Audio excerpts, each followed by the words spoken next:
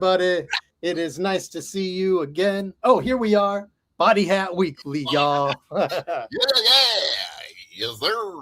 Hi, everyone. We started a few minutes late, but we are here. We are ready to rock. And I'm introduce my man right after we run this intro. All right.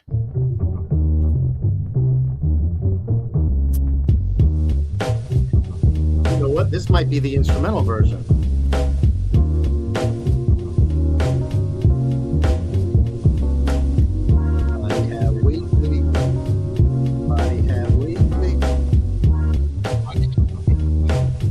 Well then, since we just have the beat, maybe I'll talk anyway. Appreciate all y'all for coming through. As you might see in the background, we're doing Gravediggaz this time. Yeah. And Mr. Mocha Only is on tour, so we congratulate him for that. But I got my man Mindbender Supreme in the house. What is good? To run point with me. Yes. Yeah. So happy to be here. Happy to be here. Thank you for joining us, G. Yeah. Or joining me, I should say. And the silent partner in the background who is in control of all the beautiful buttons is Jennifer. Oh, Jenny. Without whom we could not even run this thing right now. So much props. Much appreciation. And love to Jenny. Real ones in the cut. Yes, yes. Love on real hip hop heads. Live it and breathe it. Right. Yeah. So today we are here to run through this lovely project. Oh, yes. Gravediggaz' debut album entitled 6 Feet Deep, at least. In North America. The name of the American release. America. Yes, sir. Yes, sir. I want to have a moment to salute one of the most controversial and amazing album titles of all time in Europe. I would love to get a copy and hold it and see. I'm going to just say it as Ninja Mortis. Well done. Edward Mortis. I was like, how do I approach this? I was gonna say Digga Mortis. I don't know.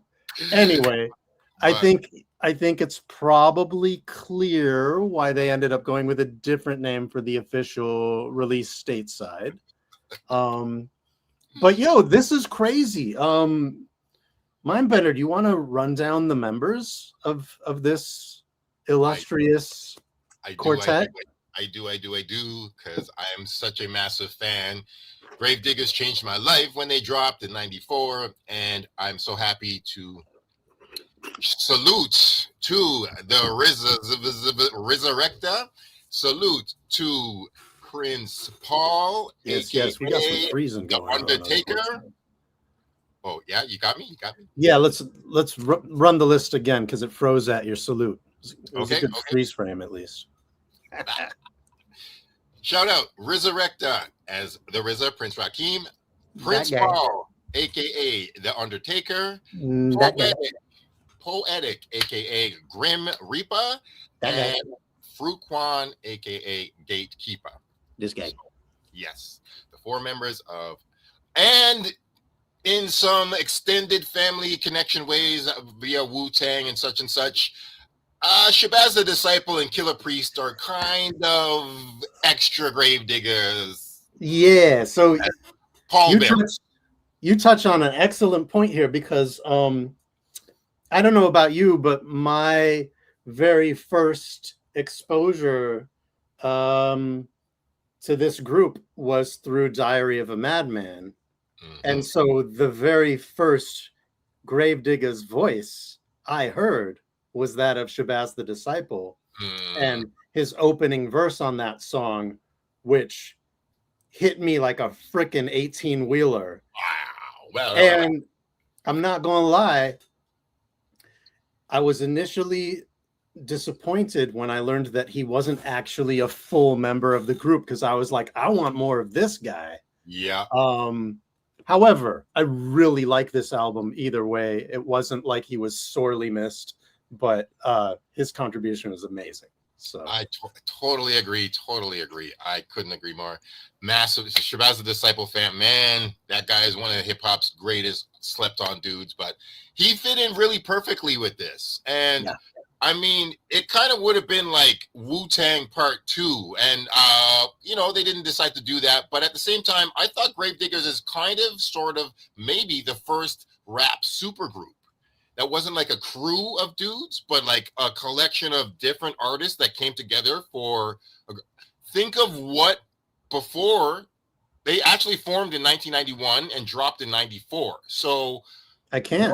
Yeah, they're kind of the first rap supergroup, and because we never got posse albums before then. Nope. You know, Hyro came later. Boot Camp came later. Yeah. Like it was just individual, like solo artists and group releases up until after. Yeah, and this was like, I mean, to the greater audience, this really was kind of the birth of horrorcore, as it came to be called. Yes, I mean, that's no shade to like cats like Esham or like Not Us, like, but they weren't as well known, right? Yeah, so, yeah, and I think it's pretty fair to give Gravediggaz like the birth of horror. I mean, there was hardcore stuff for sure, but as far as a major label release, as far as something that went national, Gravediggaz kind of, I mean, for sure they pioneered something that most people had never heard before, and so I think it's kind of fair to give them the idea of the creators of horrorcore. And I wanted to give a quick little thumbs down to Def Jam for trying to actually sabotage Gravediggaz with their group Flatliners. So I didn't realize that it was like a targeted attack. It absolutely was. And even in 94, I was like, yo, you know, style biting is just not cool. And I'm like, yo, these Flatliners are obviously heavily influenced by Gravediggaz in so many ways, doing this horror rap, and no, I was victim to the hype. I bought the CD because it was well promoted, and I think there was one song on it that had, I think, a beat and a random verse by Rockweiler, and otherwise, like the whole album. I'm sorry to say, Flatliners, like, respect to you for doing whatever you were doing as artists, but it didn't connect with me. Yeah, I say the same. And maybe they're nice guys. I don't know. I hope they're nice guys, not rapping. No, but yeah, there is. If I remember correctly, I believe that there is like a good Rockweiler verse on that album, just randomly. Dope. Well, at least there's that. It's not 100% throwaway. You know, and then I guess that would make sense, right? You know, with the Def Jam connection with Redman and all of that, right? Yes, exactly that. Exactly. Still, this is who we're talking about tonight, and this was an achievement. Great. And the confluence of like Wu and Stet. I don't think a whole lot of people saw that come in who weren't already in the know, you know? Facts and truths. Yes. Yeah. So real quick, what up to the chat? What up, Peace, chat? Vengeant, peace, Niazraki. That's right, 6 feet deep. We're about to start digging. Should we let's dive in. Gravediggaz Ninja 6 feet deep. Let's do it. And just when you thought it was over.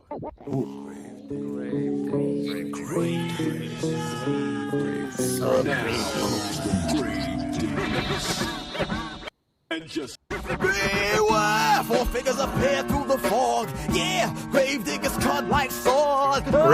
Fear makes your brain go numb. You ain't got a clue where the gods come from. I told myself to exist, and then I fled over millions of sperm cells, and I found the egg. No luck or mere chance. Found the egg to enhance, representing it open as a psychopathic, a deep Jurassic. Gravediggaz and massive, putting niggas in caskets, blowing like the wind. When I'm in my spin, you got fucked across the path for the twist. You face the storm and bring it on, and get chopped in the blocks from Hitchcock. brainstorm. Somehow I flipped, they came equipped with a chainsaw. Gravy pays my rent for the day. Some hate the image that I must portray. Critics say go to hell, I go yeah. Stupid motherfucker, I'm already here. Frustrated, mentally aggravated to be the rebel that society created. I'm good most times, but when I'm foul, then I'm flagrant. Living in the shadows like a government agent. One side of the story, shit cooked up from Gravediggaz laboratory. Transferring brains with remains of a slug. Let the Undertaker make the beats that's bug. Created, splitting jeans, chopping necks with the fat guillotines. I'm your nightmare, right with the verse, one verse. Well, put your ass in my black purse.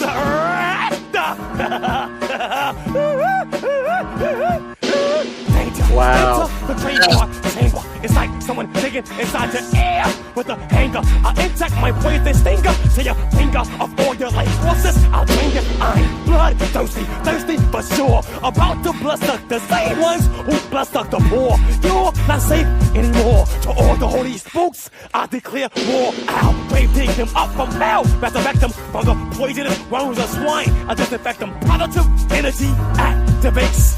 Constant elevation. That's crazy. Positive energy activates constant elevation. Out of the darkness, out of the deep of the darkness, out of the Gravediggaz, from the parts unknown, a world that's unknown. People fear what they don't understand. So this is why we're here, to explain that there's nothing to be afraid of. They have no fear. Gravediggaz are here. Woo! Oh, that's how you start an album. Yeah. You set a vibe. Right out the gate. Dude, RZA with the maniacal laughter, that's how he wants us introduced to him. It's so good. Like he's totally that guy, the guy we see on the cover with the eyes. Like you can hear that person rapping. This is not 36 Chambers RZA. This is like he found another weird chamber over here somewhere. Yeah, it's like 44th chamber or something. Yeah, the torture chamber, I guess. Yes. It would be. Oh, my God. I did a little research, and I'm going to spread it out as we go along the thing. But it came out August 9th, 1994. So we just passed the anniversary for this album. So fancy that. We seem to be good at that on this show. I don't know why. And you know, it's something that Mocha was speaking to a couple episodes ago where a lot of these albums have like seasons to them. And I think perhaps subliminally, a lot of us heads associate certain times of year with certain albums because that's when they dropped, right? Hondo E.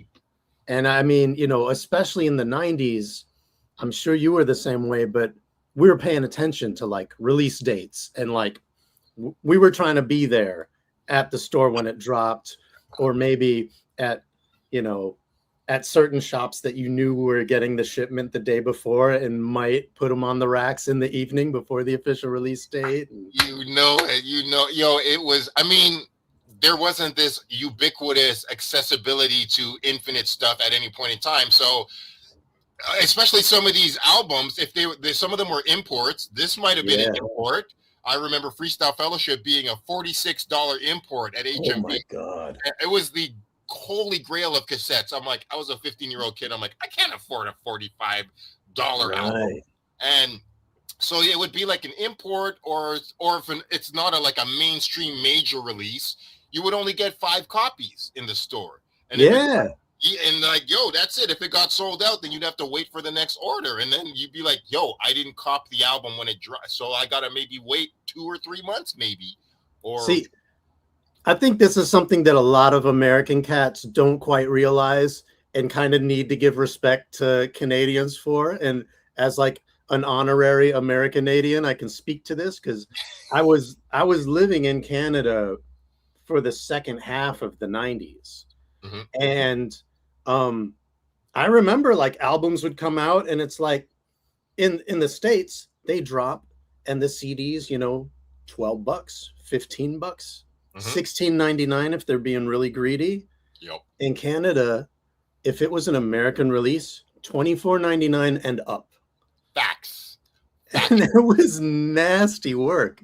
Brutal. Yeah, you're like, damn, this is 2-3 weeks allowance. This is my whole flyer delivery paycheck. But yeah, you're sacrificing lunch money. Like, that's a thing.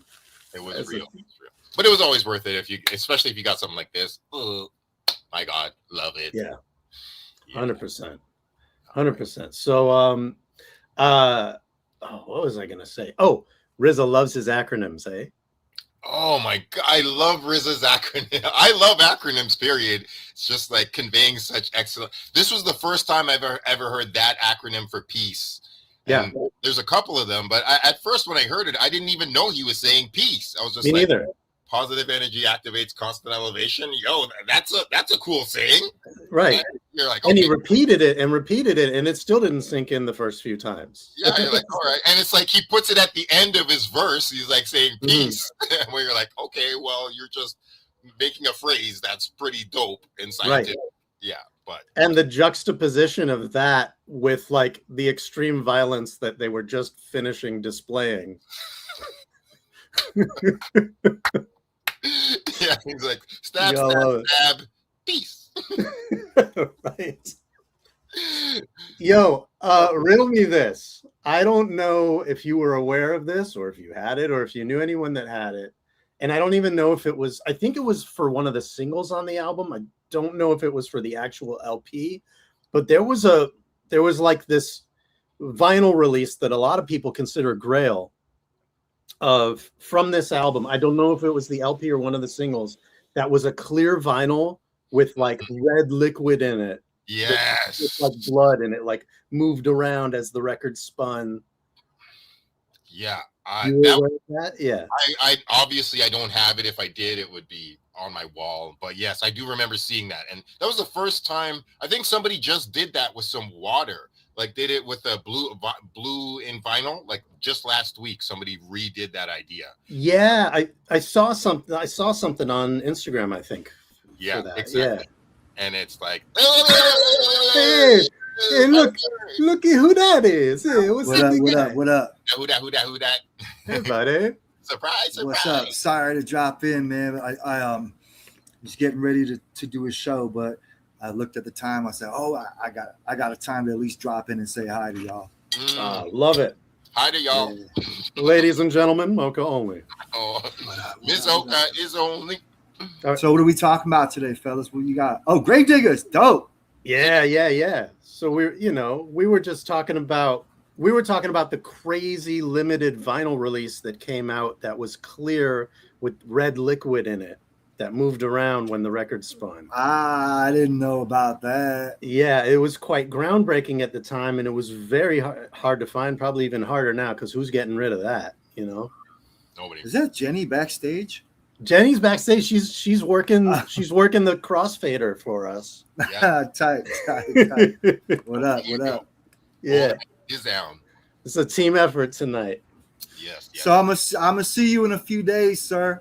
I'm gonna see you in 7 days. I'm gonna be happily congratulating you as you bless the Rivoli stage and come to my hometown. I'll be happy to see you. It's at the Rivoli? It's at the Rivoli? Okay. Yeah, it's at the Rivoli. How classic is that? I miss that venue. Good. Yeah. That's you don't know how happy I am that this actually worked out for me to check in. Now I gotta go in a few minutes, but at least I'm here for a minute, you know what I mean? Yo, it's good to see your face. Yeah, man. I'm glad you could join us for a minute. For those that don't know, the Rivoli is like a legendary Queen Street Toronto venue. So many classic shows had there, both like known and unknown artists. All kinds of stuff is going on there, and it's connected to like a good restaurant too. That's also facts. That's actual factuals. Yo, so you're like this is the first date for you, Moke? You're in Vancouver. Word them up, smash that shit, smash it up. Amazing shit. Hey, where we at right now with the album? So we just ran the first track. We just ran Constant Elevation. Yep. RZA just acronized piece for us. Positive energy activates constant elevation. And next we got Nowhere to Run, as well as Nowhere to Hide. Nice. Little unknown fact that I heard Curious is actually on this track. What? Yeah. Am I correct about that? Like doing Dude. like a ad-lib vocal? That's what it says on Discogs. That's crazy. You know what? I'm looking at Yeah, like, isn't it him who's saying nowhere to run, nowhere to hide? There's nowhere to run to, baby. Really? I don't know. No, you know We at have to the listen end. for it. Nowhere to run, nowhere to hide. Well, okay. Well, listen out. We gotta listen for that. Apparently, one of the like guest spook vocals in the intro was Biz Markie as well, which wasn't evident to me, but I'm seeing it here on Discogs. Crazy. There's a lot of little Easter eggs on this album, I'm learning. So people are confirming it. That's dope. That's so cool. Yo. All right, well let's run. All right, let's go. Nowhere to. Track 2. Let's get it on, and watch the spot get blown. I be the sick lunatic with the devil is clone. From the mist of the darkness, I come with this.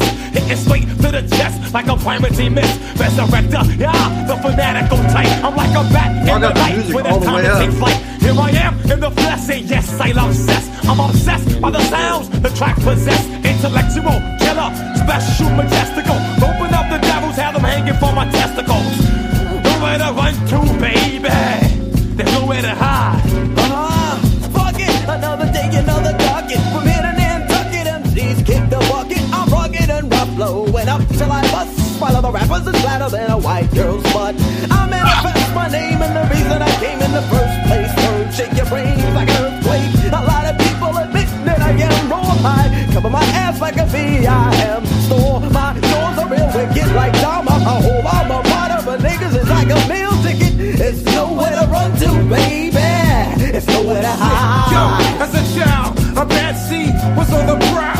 Running mad wild, cause death was my style. The crazy maniac, yo, boomer tick. I circle like a shark when the fresh blood drips. Needles to the pin, now you're in. I eat them, then I feed them, chop, chop. Ripping sheets from your skin. Terror is in, with the RZA in the grim. Problem 1 now begins. Ha! Straight up your skull to the size of a tweeter. Record to the meter, so tell me who could be the next one. Gravediggaz, complex, death oath, and watch Gate Keith. Killer fucking note, here we go. I'm cursed with the dawn, you was born, and now I'm slaying every new firstborn. It's nowhere to run to, baby. It's nowhere to hide. It's nowhere to run to, baby. You best to stay inside.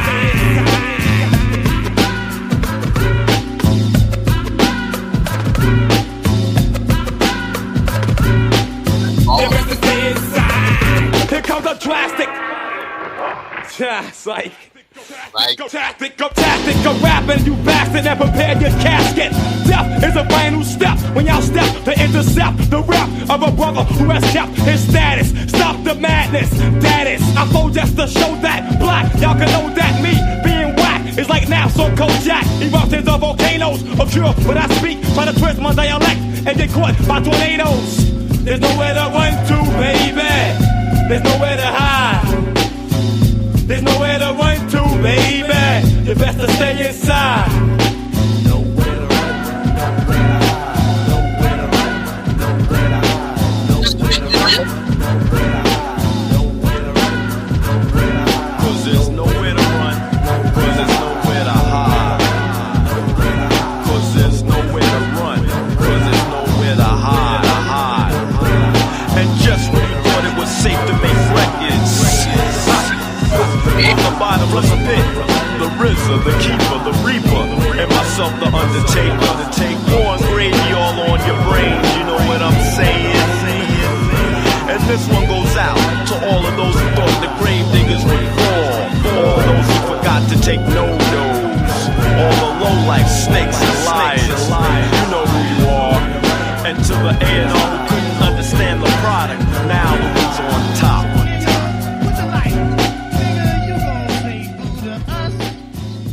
Money is we bring in this motherfucker. You don't own the place anyway. The white man own it. He just fronting your ass off. Ooh.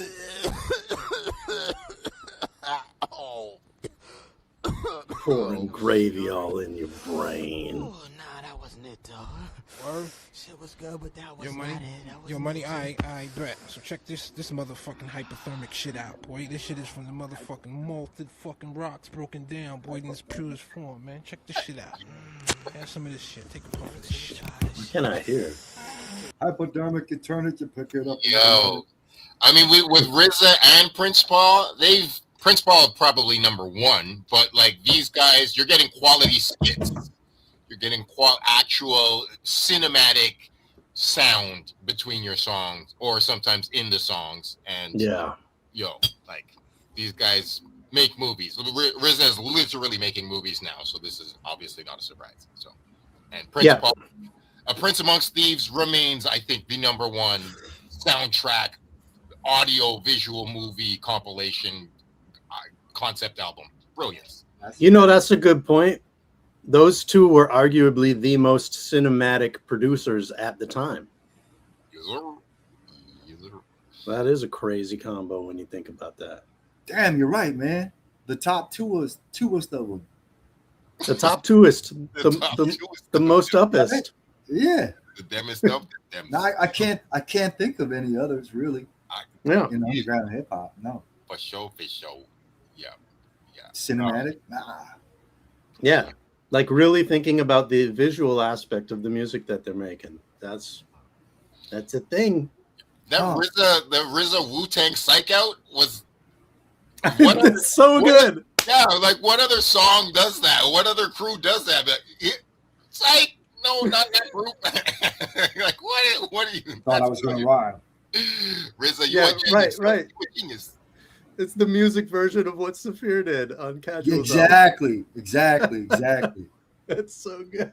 Thought I was gonna rhyme. Now win it. Yeah. Oh yeah, that's what it was. All right. Now win it. I ain't gonna rap. Oh, love that. Fantastic. I bet all the Wu members when they heard that loved that too. Actually, so I did some research. Apparently, half the Wu-Tang, RZA said that half the Wu-Tang members didn't mind that he was doing Gravediggaz, but apparently half of them did not.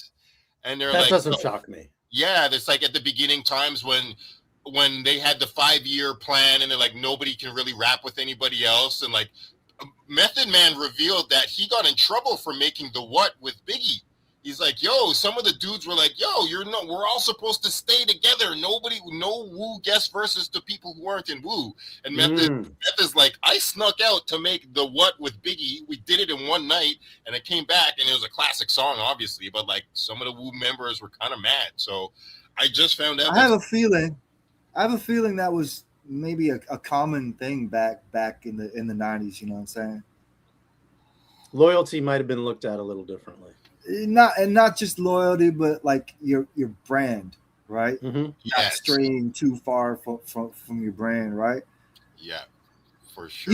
Even like you think about like the Tribe Called Quest, it wasn't really that many features and things, unless it was something like Q-Tip was producing and also rhyming on or whatever, right? Right. Absolutely. You didn't hear a lot of. You didn't hear. I can think of off the top 2 Fife appearances, like. You know what I'm saying? Like Fushnikins and Whitey Don. Yeah. Yes. I knew that was coming. Yes. But for real, like who else did he guest spot with? That's crazy. So yeah, I have a feeling, things ran a lot like that. And I think the landscape was different and you got to take into account what record labels would allow too. Exactly that. I was just going to say that. Like, everybody's signed to something. Because you always, I love seeing all these pictures. You see pictures of all of them hanging together. And every time I see a picture, I just think, why didn't you guys make a song? You took that picture, just run in the studio. There's a picture of, like, Leaders of the New School with a Tribe Called Quest and whatever. Right. And then, who else is there? Like Dell the Funky Homo Sapiens freestyling with Leaders, and I'm like, why didn't you guys record? Yeah, I've seen like pictures of like Dell hanging out with the Tupac and stuff like that. Mm-hmm. Yo, did you read the liner notes of Micah 9's Timepiece album? where I they're don't like, remember the liner notes. so No. there's like a vivid description of them like in a tour van freestyling with leaders, and they're describing this like washing machine style that Busta was doing. And it's like, could you imagine like an early Leaders and Fellowship joint? Like that just be Wash nuts, you know? sheet style. I think that's what it was. It was some appliance. I don't remember what. The liner notes are bugged on that CD. They're worth reading. Wow. Well, because you remember Buster's not like his 95 sort of upgraded debut style, right? Yeah. I will sit on this chair right here. Yeah. He was such a caricature. Apparently, what's his name? Dante Ross told Busta Rhymes to enunciate his raps more. He's like, "You're a dope MC, but you're all like energy.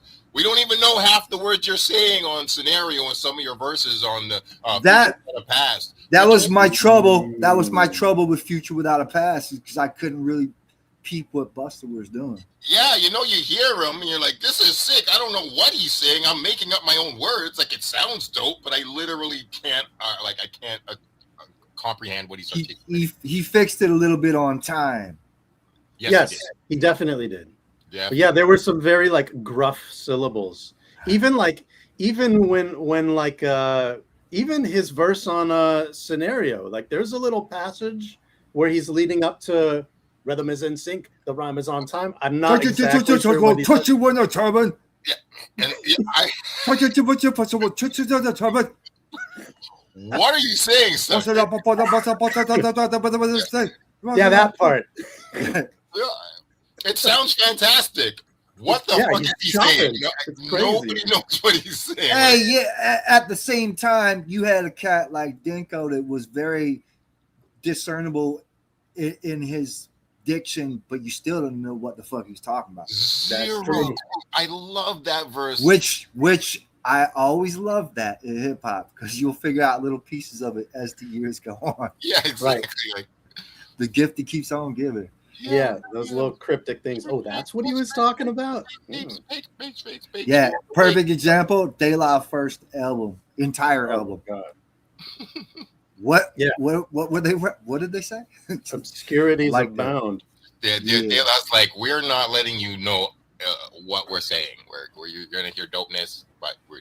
Speaking of De La though, like my favorite track on this Gravediggaz album was the one with the True Boy sample. Which one? Wait, which one?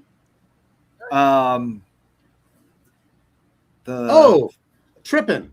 Yeah. Tripping. Yes. Right. Yes. By accident when you're tripping. Yeah. I think that song is so ill. Tripping the wire of the. It all connects, fellas. It all connects. No matter what we talk about, we veer off topic. It don't matter, because it is all relative. You bring it right back to the root. It just works itself out like that. A couple of things I wanted to draw lines between, because I just like doing this, is pointing out when other cats have used the same samples. On Constant Elevation, around the same time, there was this song that I haven't been able to find. It's probably on YouTube, but I don't know where it actually exists physically. DJ Doo-Wop, the Bounce Master, released a song that he was rapping on. I think it was called The Bounce Master, and it uses the same main sample. Doom, doom, doom, doom. Oh, word? Yeah, it's pretty cool. And I always liked that song. And then Nowhere to Run, Nowhere to Hide. Sean J. Period used that when he was a member of Down South. Yeah, I mean, of course, Tribe Called Quest. People's Instinct Travels Path of, you know what I'm saying? For the interludes. Yeah. Well, I mean, for the music. Yeah. Oh yeah. What was it for? I think it was Mystic Man himself. Yes. Yeah. I think Down South did it for Tractors, Rakes, and Hoes. If I remember. I haven't heard that album for so long, bro. I gave that album some Walkman run for sure. Oh, I bought that when it came out. For real, for real. Mm. Yeah. Well, Like, you mentioned tripping, and that's what's coming up next. So maybe we should roll into it. What do take you a trip. think? Yeah, man. Tripping. And there's guest scoop vocals by Biz and MC Sir on this one. Word? Who knew? Oh, yeah. Okay, I'm going on mute to listen on my phone. Are you gonna listen on your phone? Still? Wanna see something that could make you sick? Stand in front of jet on the Gaza Strip. I used to take bumps from a car, jet in my garage. Then I get blitzed for the charge. I felt my head swaying, my eyes in the daze. Felt balance and off balance, I got drugs for days. Bass. A room full of smog. I dipped it in my dark, then I threw it at my dog. I need another hit. Hurry quick. My high's taking signs and the shit's about to kick. I gasp for air, my vision disappears. I'm blinking and I'm thinking, yeah, word. Cause that's the shit I was talking. thinking, So stay the fuck away, yeah. cause I spit when I'm talking. Stupid, punk. When I'm tripping. Life of the track can be stopped by accident when you're tripping. Life of the track can be stopped by accident when you're tripping. Life of the track can be stopped by accident when you're tripping. Life of the track can be stopped by accident when you're tripping. The wire of the Some people like Chiba, some like Boo. I get mad lifted off a gallon of glue. Pretty soon I spin like a top in the middle of the room, and this shit won't stop. Know what I see when I trip? The rats in the basement all start to flip all through my building from door to door. I swear there's a fire, so I piss on the floor. Now down the corridor was old fat Ned scheming on a blowjob from a crackhead. He was like, hey, wanna be Beaming on a blowjob. I was like, yo, I'm better off with my head. Reality returns. I need another hit, but the glue won't burn. I'm and murderous, just plain nuts, smoking sodium, menthol, cigarette butts, and life of the tripping. track can be stopped by accident when you're tripping. Life of the track can be stopped by accident when you're tripping. Life of the track can be stopped by accident when you're tripping. Life of the track can be stopped by accident when you're tripping. The wire of the Yo, pass it, man. Pass it. We gonna do this like this, you know what I'm saying? That's what niggas is kind of sick nowadays. Yo. It's almost got 86 on the script. Hey yo, my hands was busty. Grim Reaper, gatekeeper. My niggas, let's get flusty. Leaky. I put a hop on the stimuli. I'm acting two-faced like the signs of Gemini. My head keeps on spinning, constantly continuing. 2 tabs of mescaline, fucks of my adrenaline. I'm in a fuck, that's it. I can't escape it. It's like, oh, god damn it, I hate it. Sometimes I get blind from the grapes of the vine. The wine, it fucks up my mind every time I'm going, and all I wanna be doing is boning. But like a dolphin character of Donald Jones, I'm stuck, flipping, slipping.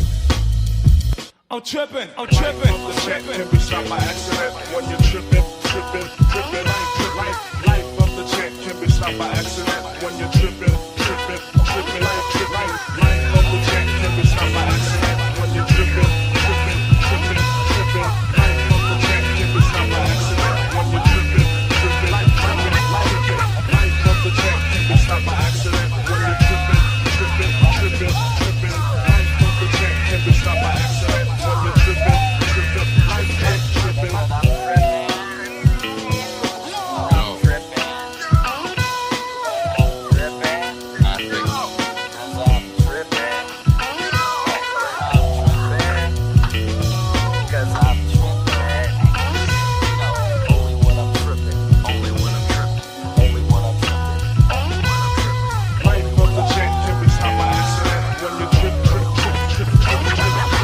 Life of the track can be stopped by accident when you're tripping.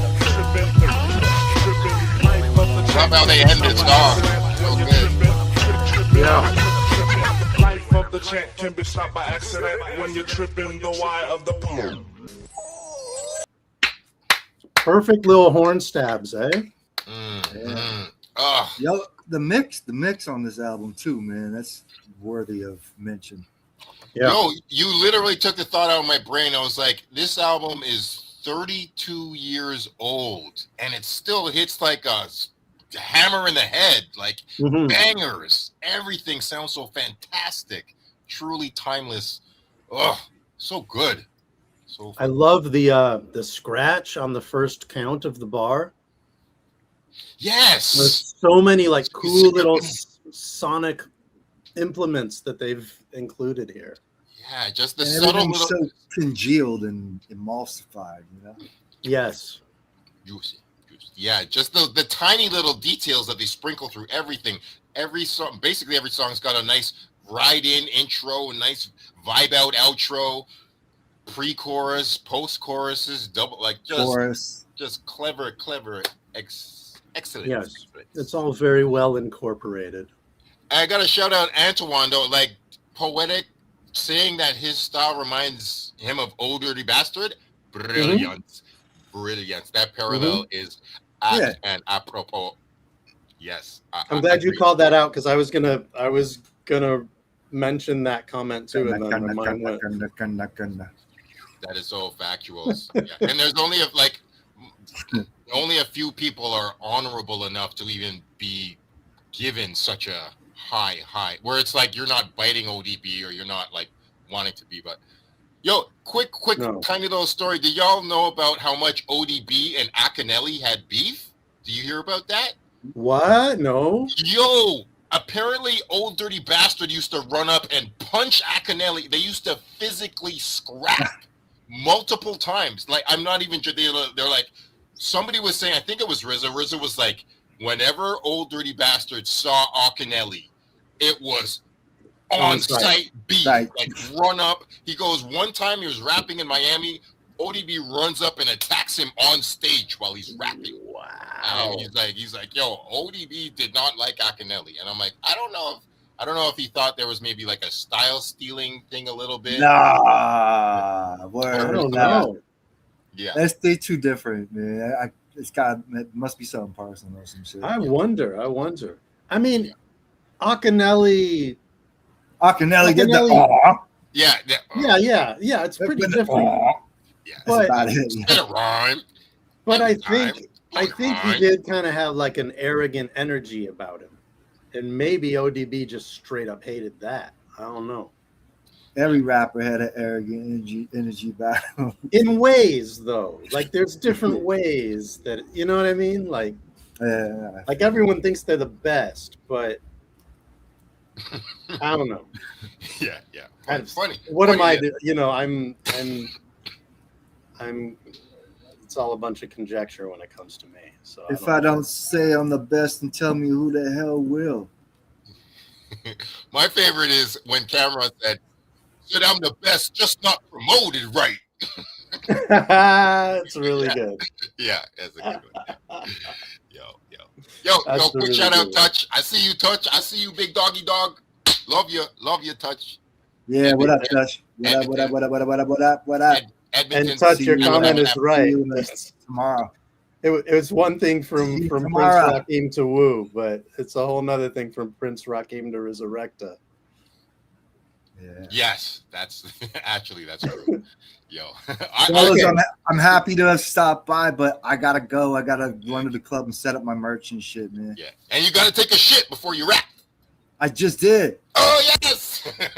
I just took a shit like right before checking in with y'all. Good work, son. Yeah. I always wash my ass after, though. You know what I'm saying? Like you gotta. Yeah. Nice. Hence his name on the screen. Yes. Genuine. Oh shit! It's still there. Oh, yeah, from last week. It's just the funniest nickname of all time. At least it's not fake. Keeping it real, son. All right, continue. Well, Mr. Mocha, I wish you well. Thanks for thank you, my man, for doing this. Stepping in my spot in lieu of my inavailability and stuff like that. And Shy holding it down on the head. Enjoy rocking the countryside, good sir. Thank you. I got you, big famo. Rock that mic, have some fun. Yeah. Do it.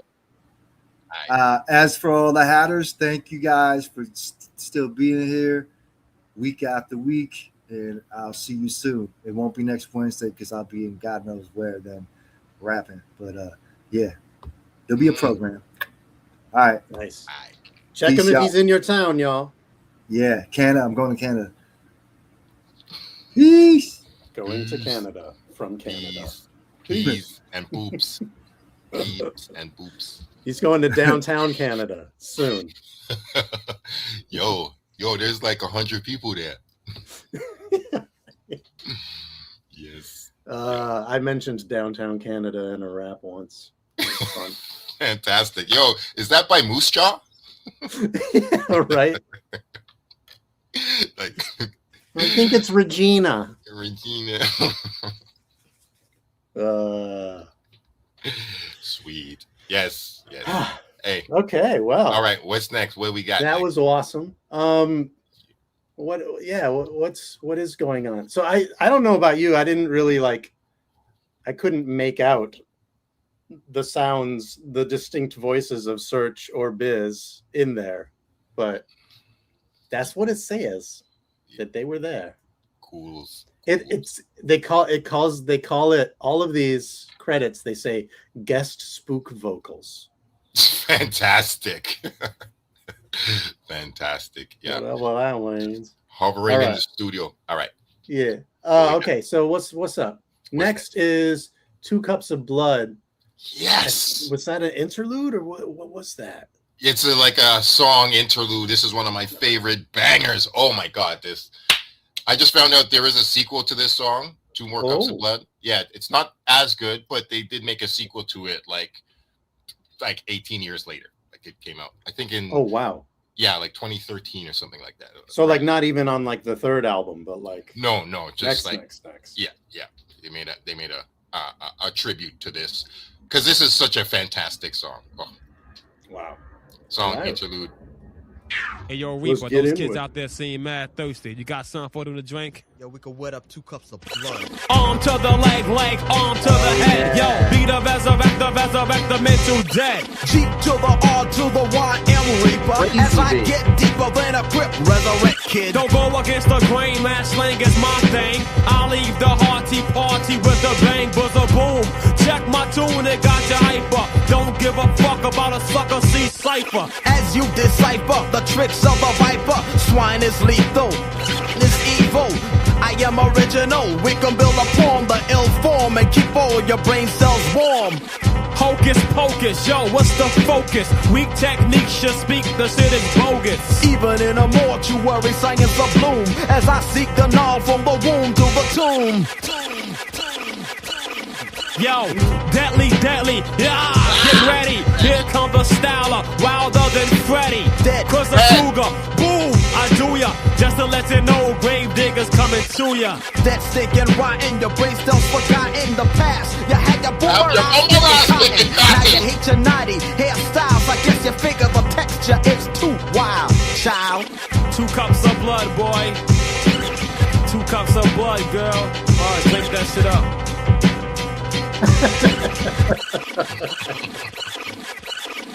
Hey, yo, I love that song so much. It's so fucking amazing. To put a backspin in a beat, that's fucking crazy. First time I ever heard a beat like that, I was like, what? These guys are DJing in the beat. This is genius. Yeah. Prince Paul is an insane RZA. Yo, and as you said, RZA's love of acronyms, for at least a decade, I had no idea when RZA is saying C cipher, and I'm like, I didn't know he was talking about cops.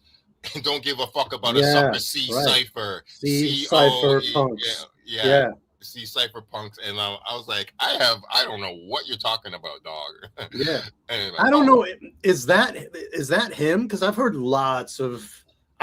that term in several raps from different artists. I mean, I think it's but like I think it's like 5%. That's kind of what I was wondering, if that was like 5% or code. For police. For C-cipher punks. But I mean, that's also like 5%ers are big on acronyms, right? So that's probably what informed RZA's love for them on some level, at least. Mm-hmm. Yep, I agree. Yeah, darkest song of all time in 90s hip hop. Yeah, it's up there. It holds a crown. Yeah. It's 2 cups of blood. I'm like, yeah, it's like, pretty icky. Deadly. Ah! Yeah. RZA and all of his ass and ass. And... Oh my God, I love it. In 94, RZA was my number 1 woo rapper. Who was your woo rapper? So yeah, it was probably RZA too at the time. I thought RZA was going to have the career that kind of Raekwon has now. I thought RZA was going to put out way more solo albums. I'm happy he's in Hollywood. He's making movies. He seems happy. He's creative, but he's just not rapping. He's producing, but he's not rapping. He'll drop a little thing here and there, but I'm like, bro, I want the Cure album. RZA, you promised us the Cure album. You said it was going to save hip hop. We're still waiting. Hip hop still needs to be saved. I want the Cure album. He really like settled into the identity of a producer. Fully. Which is like, I mean, it's cool, but yeah, it's kind of too bad too, because he was really strong. I mean, at one point he was kind of the craziest. It would have been between him and Inspector Deck for me back then. Word. I was always a big fan of Rebel INS. But you know, he's like the opening verse king. Yes. Like so many of the Posse tracks were just set off in perfect fashion by Inspector Deck.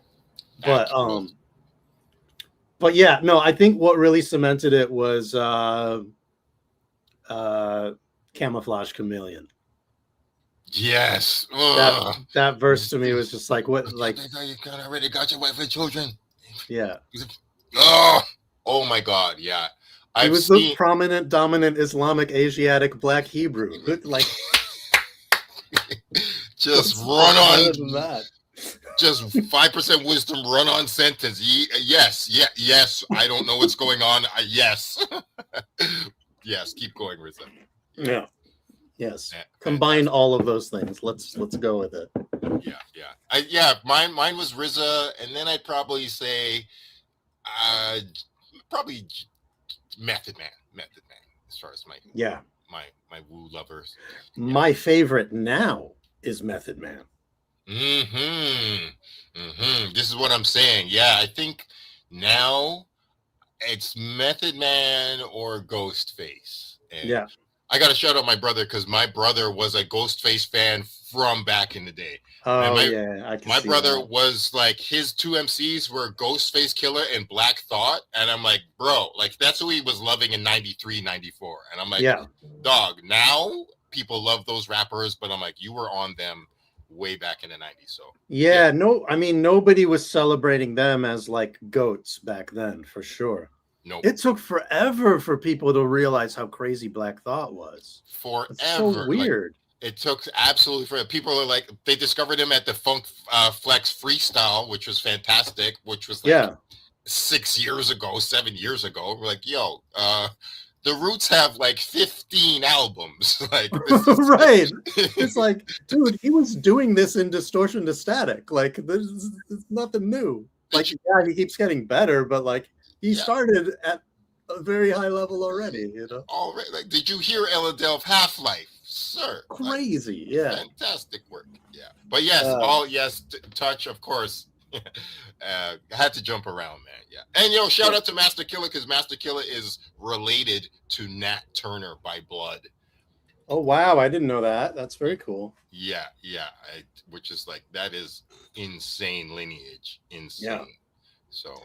But, and then the other wild card, of course, which is sort of like always the favorite, but I feel like he gets left out of the convo because of the outlandishness, is ODB. Yes, of course. Absolutely, of course. A one of one. Just a one of one. But aside from like the wildness, he could rap his ass off. And I think the same can be said about Too Poetic, actually, to transfer back to this. Like, he does the weird stuff, but like, but he's rapping all over this album. Yeah. And you, ODB can definitely rap, and I want to give a shout out to ODB's singing because, I actually know. Shout out to Susie. I know I hang with ODB's son, his fourth son, who I kick it with him sometimes. So Susie was like, ODB never played rap music. She's like, he played R&B. He would play the stylistics and like the Four Tops and like play Motown. And he's got a song on Ninja Please, which we will call it, on ODB's second album. Good Morning Heartache. It's one of the greatest R&B hip hop songs to ever exist, but very few people know about it. So I love ODB's singing and rapping. He's definitely an old soul, and I think he said as much in interviews also that he doesn't really listen to hip hop like that. He was always like a soul and R&B guy. Yes, which I could see that. I could picture him like standing on top of the couch, like belting along with like his parents' records or whatever. You know what I mean? Like, yes, that's very much. This that boy. Yeah. Yo. Yeah. All right. So, what are we at here? What's next? What's next? Blood Brothers. Oh yeah, interesting. Yeah, this is an interesting song. And this is like one of only 3-4 tracks on the album that were not produced by Prince Paul. This is actually produced by Gatekeeper. Nice. So yeah. It is written, that all men are brothers. Prophecy. We come like blood brothers. Cause blood is thicker than water. From the misty ground, from the unknown this one. The darkness. This is a dope beat. Gravediggaz. I grew up in the violent island of Shaolin. 55-6 floor 10th floor. When Jackpot Watt was hot, I was not a rusty ass child with tears and snots. Acquired the knowledge how to master my thoughts. My skinny frail body couldn't fuck with the sports. 6 feet 2, still whack on the court. So I stalked New York with a black pitchfork. My style date back to 90-watt Culligan box. Wallaby clocks with no socks. Remember the days before your pants were sag. Puerto Ricans on the block just throwing up tags. I was born with a rusty spoon as a mouthpiece. Life was hard, that the graves was my company. Hey, when my brothers is trouble predicted, to cross the path as I laugh at the victim. The war for sure, events was spent average. Watching devils fiend like a savage. Blood brothers lead me cold. In a minute, no space and all check it. Mr. Grim in the undertake. Devils get baked, I sniff your ass like an ape. Torches to scream, building up my steam. Death to us apart, rushes through the bloodstream. Yo, something ain't right, I don't get it. I feel a vibe, blood brothers, are you with it? If I have to choose one or the other, back the fuck up, spook, yo, that's my blood brother. All in together, blood brothers, rolling together. All in together, blood brothers, rolling together. All in together, blood brothers, rolling together. All in together, blood brothers. Back in the days of Lees and BVDs, I grew up deceived by wicked enemies. My lifespan began to dim in the era where you can't even trust the man in the mirror. Now Gravediggaz niggas receive my trust, unlike Christ. We walk among the thieves and the sluts. They bring stress like skins on PMS. The streets are bloody mess. There ain't no EMS in sight. My thoughts are to leave the slums. I hustle with beats and drums, not keys and guns. My feet are numb as I walk my dogs. I cut off the floors with the Gravediggaz swords. Life parole, each of my men is violated. Hookers are neutered and spaded. Snakes are decapitated and castrated. Niggas just lost, your whole arc is being raided. Shows the day you're hectic. Niggas will wreck shit, live for rounds and jet quick. This piece is getting heated. Fools are rushed and stampeded. Devils are all defeated by the blood brothers.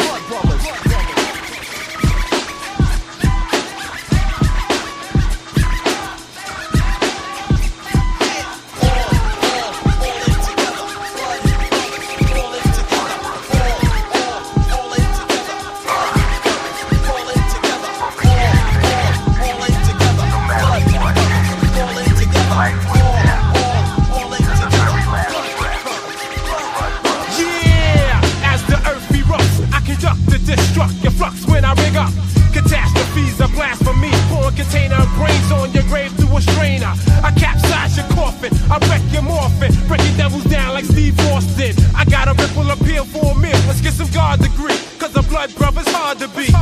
Power equality, a lost is equality. Follow me. Law and order, but it's thicker than water. Many heads got slaughtered back in Latin quarters. Like this brother named Rick was thick, but got bit by the same motherfuckers that he ran with. Band of the hand to cleanse my fam. Something Mom Duke could never understand. From the grain to the gutter, death to another. You try to fuck with my blood brother. All in together, blood brothers rolling together. All in together, blood brothers rolling together. All in together, blood brothers rolling together. All in together. Great. Yeah.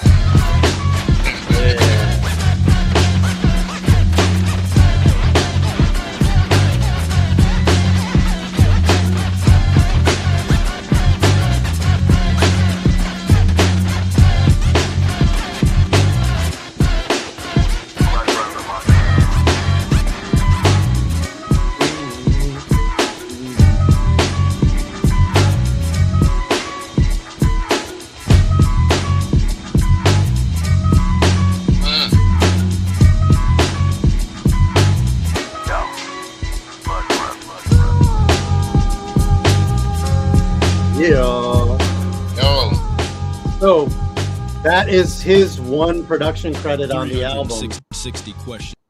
and it's different from the rest of the record, but I think it still fits in. yeah, it's just each song is its own world, and it just has a vibration that none of the other songs have. Just this chill, most of it's a lot of murder, death movies, but they're just like, yo, shouting out my blood brothers. Yeah, But shout out my it's a homies. little more like straightforward. It's not as like ping-ponging off the walls with weapons and maniacal insanity. Yes. And the I wonder if RZA was thinking when he often would just talk about All In Together Now because All In Together Now was the original Wu crew. Like it was just the three members. It was ODB, RZA, and Jizza. They were the All In Together Now. The cousins. The cousins, exactly. The first actual Wu incarnation that's what they called the group of just those three rapping. I didn't know that. I didn't know. See, Yeah. this is one of the reasons I'm glad that you're here tonight, because I know that you are like a super Wu fan. I got my meth Wu shirt Yeah, on. there we go. Correct me if I'm wrong, but like based on what I know of you, and we haven't had so many talks about this, but my perception of your favorites look kind of like Wu, Nas, Busta. You nailed you bang, like 10 out of 10, 10 out of 10, 8 out of 10. Yes. Yeah. Like, Okay. Yeah. I love Busta Rhymes peaked on the Time album, Leaders of the New School to me. I'm still Diligence 2 is dropping in like 6 days. It's pretty good. There's 2 songs out. It's pretty good. I love Busta Rhymes' energy, but I know he is way more intelligent than he lets on with a lot of his. He is, with all due respect, he's so much of a sizzle rapper than a steak rapper these days. For the last 15 years, since like after Dr. Dre and the Big Bang era, he doesn't want to drop jewels. He's just his energy and his flows is what he's selling, and he's not selling actual lyricism. And of course, like you're a one of one. Your voice is one of one in hip hop. There was no other Busta Rhymes. We love it. I love it. We appreciate it. It's great. But it's just, like you came from 5% knowledge. You're way more intelligent than most of your songs actually contain. So I'm aware of that. Yeah, he's, every now and then it seems like he tries to sort of like reassociate with some of his like, at least like the coming boom bap-ish roots. Yeah. But I don't even mean it as a diss when I say it's pretty evident that he has spent a lot of his career chasing hits, right? Yeah, no, not at all. No, he still makes good songs. Like there's no denying that. But like he also does flow writing some of the time that when you pick it apart, there's not a whole lot there other than like, you know, Buzz Lightyear falling with style, right? 100%. Like there's So- like barely any actual thoughts in it, but it's just It sounds great. yeah, like the Chris Brown them records is and everyone's like, holy stuff, there's just bars and there's just flows, and you're like, he is absolutely saying nothing. This is gibberish. This is the best party trick ever. Yes, yes, yeah, absolutely. Pure empty calories for sure. Yeah, he has a record with Lil Wayne that just came out a few days ago, and he's like, yo, I'm rapping with Lil Wayne. I got to come with a few punchlines. So he does, but and he can, yeah, and it's not bad, but it's not his greatness. I do want to say you're absolutely right, and I want to just throw in a quick thing that I do feel. You're right about me loving Wu and Nas. Those are for sure my favorites. And I do like to say this thought. I love to throw this out. I think Wu-Tang is not only the greatest music group, not only in hip hop, I think it's the greatest music group in all of music history. But beyond that, I think Wu-Tang Clan is the #1 greatest idea that hip hop has ever had. Idea. The brainstorm for the Wu-Tang Clan, nobody has thought of something more genius to me ever in hip hop. And if somebody has an idea of somebody coming up with something, I would love to hear it challenged my theory that Wu-Tang is the greatest single idea in hip hop history. But it's I think that's valid. And yeah, I don't know. I mean, I think there are things that, you know, the thing is, they're a group and a posse. It's like Australia. They're a country and a continent, right? So exactly. Yeah, people were like, "What favorite group?" And they're like putting Wu up against Outkast and Mobb Deep. You're like, that's like, not fair. It's not fair. Like it's not like sure but like Wu is just no. They're another planet. They're Jupiter. Like they're just another, like. But it's also not the same as Native Tongues because like. They have family albums, you know, and they've started out as they came out the gate as a family, even though this album was being worked on at the same time, I think. And in fact, when you look at their Wikipedia, and this is sort of like loosely corroborated by the Wu show that was on Hulu a couple years back, it says years active. It starts at 1991, and on that show, I don't know if you remember this scene where they're like shooting the video for "Ooh, We Love You, Rakim." Prince Paul was on the set. Oh shit! Yeah, like on the show, which I'm, you know, I don't know if that's you know, hyperbole or if that was what really happened, but like. He was schmoozing with Prince Paul, like on the set of that. So it's possible that they had started work on this before like the final lineup of Wu was even really crystallized. I think that is maybe that's why it kind of slid a little more easily than the idea of other guys doing side projects.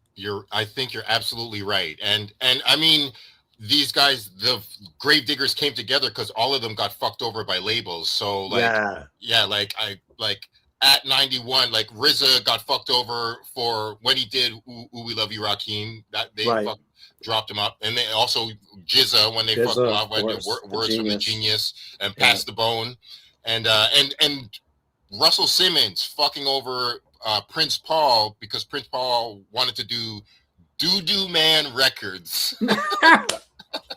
Yes, I remember I was 14 years old and I was like, Prince Paul's like imprint label is called Doo Man. I without knowing anything about this, I am willing to bet that was a joint venture with Don Newkirk.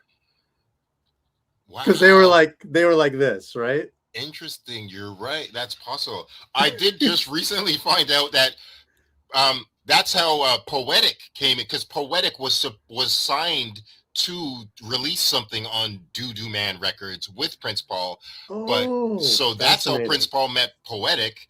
But Russell Simmons cut off Doo-Doo Man Records before it could actually release anything. So yeah, that gives me a segue thought, which is not really related to any of this old stuff, but we have, 2 degrees of separation from Poetic. Rest in peace. Rest in peace, Poetic. The good homie Estero worked with Poetic and was like dear friends with him for a time. Did you know this? I did not know this until you said it. They have a song together and it's tremendous. I will find it and send it to you. I'm standing on my jaw. It's special. What? Estero and Poetic have a song together. What? Insane. Oh man. Yo, that we're shout out to the other really quick shout out to the other 2 Gravediggaz albums. Gravediggaz Spectacular, The Pick, the Sickle, and the Shovel, and Nightmares in A Minor. Like brilliant album titles, brilliant everything. And quick shout out to Touch, because Wu-Tang does have the best rap names of all time. For sure. But that is Nightmare in A Minor is it's only Poetic and Fruquan. Okay, right. Yeah. It's really dope though. And Poetic is like rhyming a lot about his colon cancer. Like it's just he put it out. The album came out only a few weeks after he died, and he's just rhyming about it's visceral. You're like, oh, this guy's rapping about his cancer. Like, whoa, this is fucking powerful. This is touching, and wow. So Poetic, we still love you. We listen to you. We feel you. You're here with us. Yeah, that is man, for real. He's totally one of those MCs that passes and like it doesn't make barely anything. You're like, motherfucker, we just lost a fucking super icon. He's. I mean, to those that know, he's an absolute legend, and more people ought to know for sure. Hundo P. So. But you mentioned their albums, and I just read another thing online that I was not aware of. But in '95, Sans Prince Paul, the 3 MCs, put out an EP with Tricky. I've never heard that. I found that out today too. Yeah, that's one of the facts I digged up too. Yeah, it's called the Hell EP. Yeah, definitely go and listen to that. Yeah, we're gonna have to learn a little something about it. It's it's a glorified single. It's 3 songs. It's 3 songs and a remix. Oh, okay. Well, we'll take it. I want to hear it. Yeah, exactly. Them rhyming over Tricky beats, that could be crazy. Yeah, for real. From like 96 or something, 97, 95, July 95, apparently. Oh shit. Yeah. Yo. So that's Yeah. That was like kind of like right in the middle of Tricky's ascent, I feel like. Because he kind of took over for a while. Yeah, he got big. And then disappeared somehow. Word up. All right. Anywho, should we keep rolling? Les Rizzo. What do we have? There's just a skit. Maybe we could skip over that. 360 questions. 1-800-SUICIDE is the next actual song. Oh, I lost your audio for a sec. What'd you say? The skit was pretty funny though. Is it? Yeah. Well, we could run this only 28 seconds. Suicide into suicide. Suicide into suicide. Suicide into suicide. So you wanna die, commit suicide, dial 1-800-cyanide line. Far as life, yo, it ain't worth it. Put a rope around your neck and jerk it. The trick didn't work. Your life was fucked up from the first day of birth. After watching Jackie Gleason walk into a precinct, gun down a captain for no fucking reason, and get some LSD or a drink from the bar. Get behind your wheel and crash the car like Desert Storm. Got bombs for the war. Confront an alligator, let it eat your raw. Back to the function, riding the caboose to hell. Dizzy touch the 3rd rail. You fucked up, chicken. Now you just got fried, cause it's a suicide. Suicide into suicide. Suicide into suicide. Suicide into suicide. Suicide into suicide.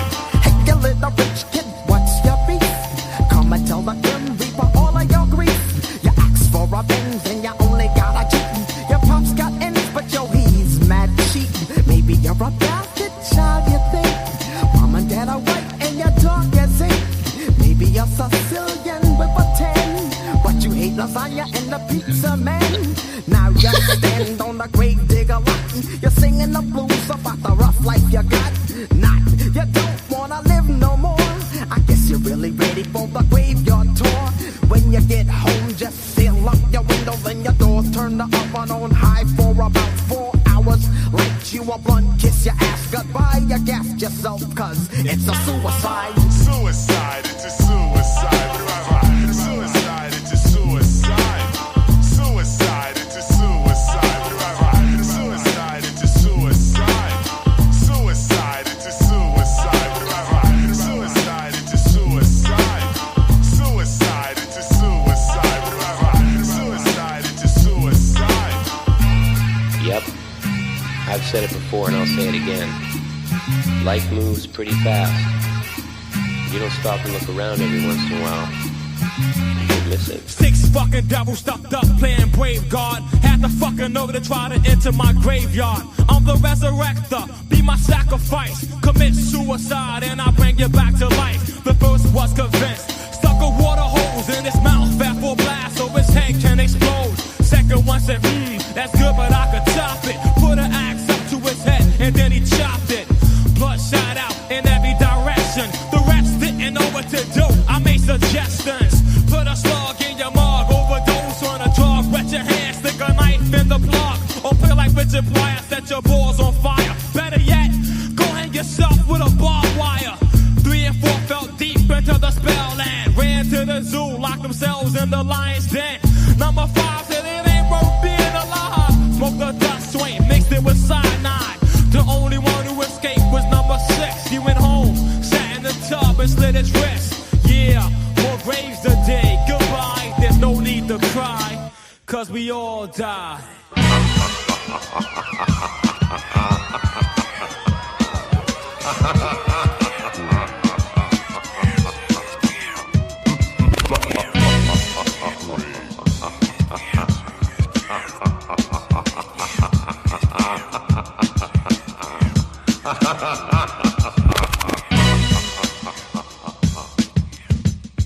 It's a fucking movie.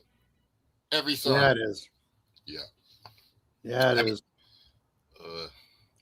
We don't have to do that skit. It's hilarious, but yeah.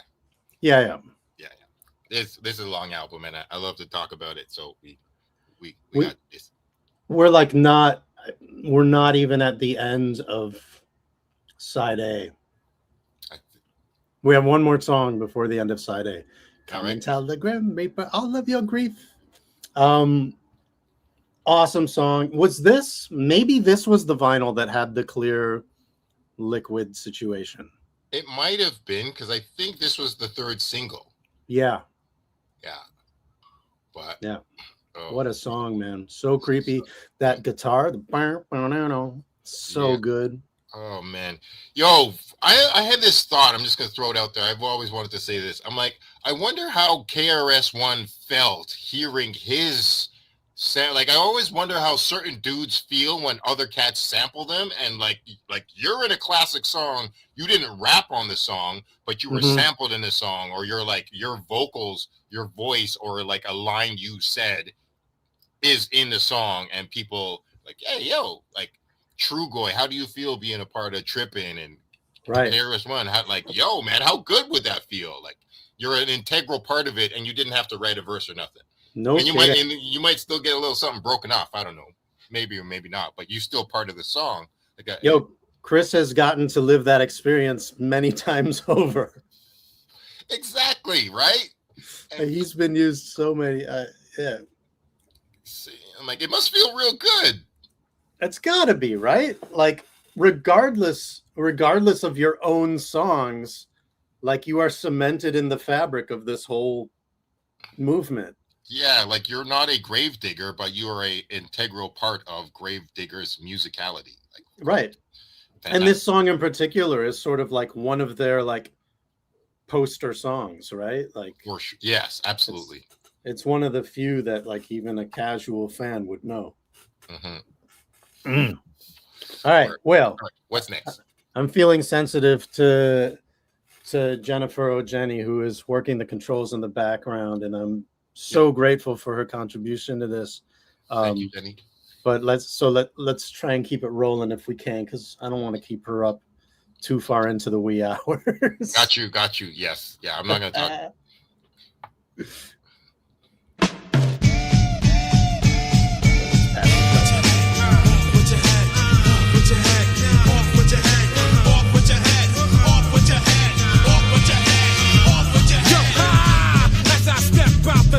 Yo, my reputation is known for bloody objects. The gatekeep prevails. I'm harder as the lyrics on the Holy Grail. Pick up your skull and blow off the feathers. Yo, I'm on a Viking hike for buried treasure. The insane terror remains out your brain. Stalk the whole range from the darkest plane. It is a homicidal equation coming at ya like an invasion of the one body snatchers. I'm in your dreams, your thoughts, yo.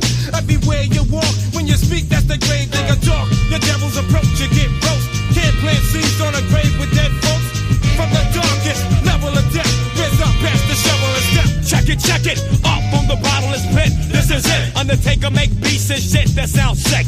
Me, I be the man to disturb. Call a doctor, see if they got the nerve to try to stop the phase of crucial booming. Sound that's inhuman. Scream when I sting that ass like Paul Newman. Somebody knock on wood. Knock, knock, knock. All boys in the hood. Not on the U.S. version. With the shovel, no puzzle. Then I'm out with trouble. Motherfucking trouble. So like Barney Rubble. Back to the gravel pits. Smoke a fast slip on the graveyard shift. Off with your head. Off with your head. I wanna go with a buffalo drone. Chop off your head while I'm pumping on a bone. Yo, I got a stack. I'm never slacking in my mackin'. Styles go back to the days of Bob Backlund. Catch them in the suit flex. Oh no, who's next to get wrecked? Pass the shovel and step. How y'all feel out there? Now we are ready. Yeah, word up, Dutch. I'm with you. Yo, really, bro, you can't fuck around with that, boy. That's to take you away and forget it. Unless you John Wayne or somebody can kick death's ass. I never heard this either. Digger right, so enforce the night. Froze are froze like tears and bright lights. I maintain my range, fuck a bodyguard. Brain niggas are running like Ichabod Crane. Grim Reaper's deep as the Loch Ness whenever I'm seen. Working teams, queens drop their jeans. I stomp tools to rain over the clump like monsoons with the lyrical force of the boom. Doom is quick, cause when the god attacks, 90 years later you find the artifacts buried in wax, frozen, left on display, covered in the ash like Pompeii. As you uncover the dark like Jurassic Park, you're in search of devils with no hearts. Cardiac arrest from stress is the cause of death. Resurrect past the shovel and step. Yo, slap me for hop on the black hair side. The style down the rise has kept me terrorized. Don't be afraid of the dark. Watch me spark a flow. They got my crew ripping up the charts. Cause I come ferociously. The one is close to me. I back bitches like a bag of the grocery. Now get binocular so you can clock the popular hip hop phantom of the opera. Now should I say Figaro? The next thing you know I got a pocket full of dough. Yo, now what did you expect? Chopping mad necks. Pass the shovel and step.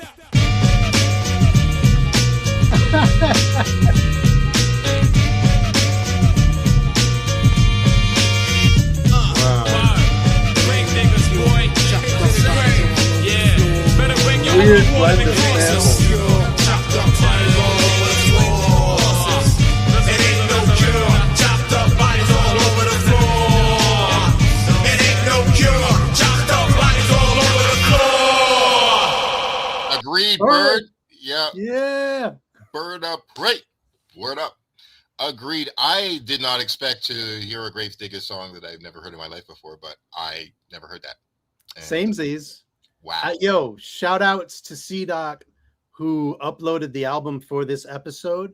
He C-Doc. told me that he had the original European release, which had a bonus track, but I didn't know what that bonus track was going to be. So that was a surprise. Surprise. Yeah. And that, I mean, with all due respect, that song, it didn't have the same. I wonder if they recorded it earlier in the Gravediggaz creation, because that bass line was like a 1991 bass line, like a old school, not old school, but like early 90s doom, doom, doom, upright bass kind of 92, 91 Yes. vibe. Agree. In fact, it like even the note progression doom doom doom doom doom doom doom doom gave me shades of the Gas Face. Oh, word. Say word to that. Yo, shout out to Third Base. Yeah. Straight up. Yo, super quick. Did you hear that Apathy made something with MC Search? Yes, and I haven't heard it yet. Yeah. It's like a whole album, right? Yeah, that's crazy. I think so. Yeah, that's nuts. Interesting. Yeah, I need to check for that. Man, how great is this hip hop shit where like there's still so much stuff coming out? I mean, you can be really actively checking for things and miss a ton. Yes, exactly. There is no way to catch up to it all. We're always digging and finding, unearthing and discovering. It's kind of a renaissance that we're like in the middle of. I feel like, because we got all of these like legacy acts who have taken a break and have kind of decided like, why did I stop? And now they're putting out more stuff again. And you got a lot of new acts that are doing interesting stuff. Totally agree. And yeah, there's space for it all, because like the new stuff is cool, but it's definitely not entirely replacing and eclipsing the old stuff the way that, like, with all due respect, a lot of 90s hip hop kind of eclipsed 80s hip hop. And some, like, a lot of, I love Kool Moe Dee. Wow Wow West is one of my favorite songs, but like Kool Moe Dee unfortunately didn't transition well into the 90s, and a bunch of cats took his spot. But like, nobody's taken Mobb Deep's spot, nobody's taken Rakim's spot this, like, in the 2020s. Like, nobody's replacing most of these legends and these legendary albums. And yeah, that's true. I think with the turn into the 90s, and like especially from like 92 onwards, it's as if like not everyone, but like a lot people, like the scene at large, kind of unlocked a new level, both in beat making and in rhyming. There was all this internal rhyme, and like, you know, it didn't have to fall right on the one, and you know, even just like conceptually, it got a little bit deeper, and I think that even like the entry bar is higher now than it was even in the 90s in terms of skill, because you see crappy radio garbage that you wouldn't give the time of day, but the writing and the structure, the rhyme schemes, are actually at a level that is much higher than what you would get from the radio schlock back then. You know? Yeah, I see what you mean. Word. So in some sense, it's continuing to be elevated, just in weird ways. But like, also, you know, you hear a lot of like 6/8 rhyming patterns that it's become really commonplace in the South with like trap music and stuff like that. And back in the 90s, it was like only Fellowship was doing that. Yeah, that is a fact. You know, like I remember when AC came out with what was it called? The Greatest Show on Earth? Yeah. And like one of the tests back in the day when we were like ciphering, like back in Toronto, because we had the 12-inch, throw on that instrumental and just watch people fall the fuck off. Because like not everybody could catch that time signature while they were freestyling, because they had only ever done it over 4/4 beats. You know, used to love that. But like now, that's not nearly as unusual. Yeah, that's real. That's real. I think you're absolutely. It's nice to call it like a secret renaissance. And then, you know, for all of like the vapid nonsense that's flooding the airwaves these days, there's plenty of new cats who take the craft seriously, Mm-hmm. who really want to be legitimately great at rapping. Mm-hmm. Mm-hmm. So It's just like we gained the world to kind of lose our soul. Like hip hop, it's just bigger than ever, and we always wanted it to be big. Like it's literally bigger than rock and roll. It is for sure become the biggest genre. You know, it's not as big as it used to be. A couple, you know, some of the Billboard, whatever, but it's still a massive. We are global now. There's not a single country on the planet that's not aware of hip hop. Versus, you know, it just being primarily a North American phenomenon in 80s and 90s. So slowly expanding. So indeed, a bit of a like careful what you wish for situation. Yeah, 100%. Yes, we got to the top, but like, what did we lose along the way? Like, holy shit. Yeah. Damn, oh, that tumbled pretty far. Oh well. Yeah, exactly. See you later. You were nice when you were here. All right. Yeah, I got vertigo. I'm not getting that. Yeah. Okay, well, so like if you're a cassette or vinyl person, that's the end of side A. This next joint is Diary of a Madman, which I already mentioned was my introduction to Gravediggaz, and it features both Shabazz the Disciple and Killah Priest, yes, who must not be left out. It's just that Shabazz comes out swinging so crazy with the first verse. Oh, another little tidbit. I've never met the guy, but he was a label mate of mine for a short time because he did put out a record on Battleaxe. Yeah. That is right. That is Yes. sick. He was one of those random stateside Battleaxe warriors along with Elemento and Sun Doobie and Freestyle from the Arsonists. And it's such a strange like grab bag of American artists that ended up on Battleaxe for a hot minute. Yes, that's true. And at the same time, I was so happy that they acknowledged him and like were aware of him. I was like, yo, because there's so many people so many American labels that are sleeping on Shabazz the Disciple. And no, this man is a fucking super icon. Yeah. One thing I can say about Mad Child is that he has always been a student of the game. And to my knowledge, he's never really stopped digging for music and you know, checking for like what interesting MCs are doing, you know. So salute to him and salute to him and his Battleaxe staff for taking chances with some of the artists that they chose to put on. Buck 52, yeah, Bird, no doubt. And I think Conspiracy was a big Mad Child fan, so shout out to that. And I think Prev is rocking with Mocha tonight. I think I saw. Yeah. Yeah.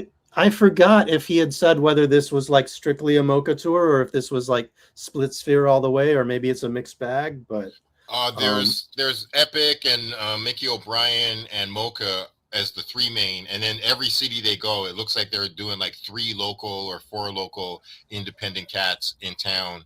Okay. Who are also rocking, because like Meyer Clarity and Noah 23 and Fresh Kills are all on the Toronto show. And I think somebody else. Yeah.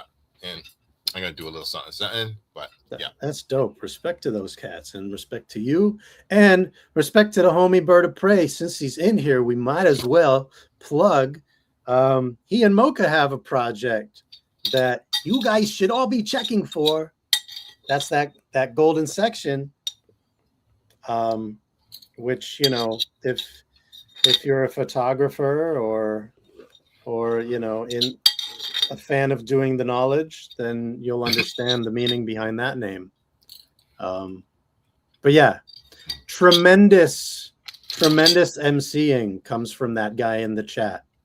Actuals. His brain game is crazy. Pause. He is a very knowledgeable cat. Hey, yo. He's a very knowledgeable. Yo, I've said this before. Bird, I think, is one of the smartest rappers I've ever heard. And I don't say that lightly because I know a lot of smart MCs, like both personally and also as a fan. I could concur. I could concur with such. And his knowledge of like breaks and like record digging is insane. If you've ever been digging with the guy, it's like out of control, or even just like had a conversation about breaks. It's out of control. Shout out, Bird. Yeah. Bird of Prey is also a fantastic rap name. Let me just throw that out there. Yeah, really good. I gave him like a kind of a weird cryptic shout out on a track once. I said something like, oh shit, I forget the build up to it, but I said, word to a Dane, giant pterodactyl got you praying on the plane. What? And you driving? Nope, flying those TSA insane. Anyway, whatever. All right. Yeah, back to Diary of a Madman. Let's get into it, eh? B-side. Order in the court! Order in the court! Order in the court! Order in the court! I say order in the court now! Yeah, video was nuts. Now, before this court passes judgment, will the 4 defendants please rise and approach the bench? Trust me, guys, it's all under control. The judges will take it. That's great. It's so great. The lawyer. Is that Wild Man Steve? Okay, I understand you guys are pleading insanity, claiming demonic spirits possess you to do these hideous murders. Can you please explain to this court how these so-called spirits made you into these raving madmen? Bear witness as I exercise my exorcism. The evil that lurks within, the sin, the terrorism. Possessed by evil spirits, voices from the dead. I come forth with gravediggaz in a head full of dread. I've been examined ever since I was semen. They took a sonogram and seen the image of a demon. At birth, nurses surrounded me with needles and drugged me all up with the diseases of evil. Grew up in hell, now I dwell in an Islamic temple. I'm fighting a holy war in the mental. Look deep in my eyes, you see visions of death. Possessed by homicide is what I am obsessed. Giving niggas brain dimples.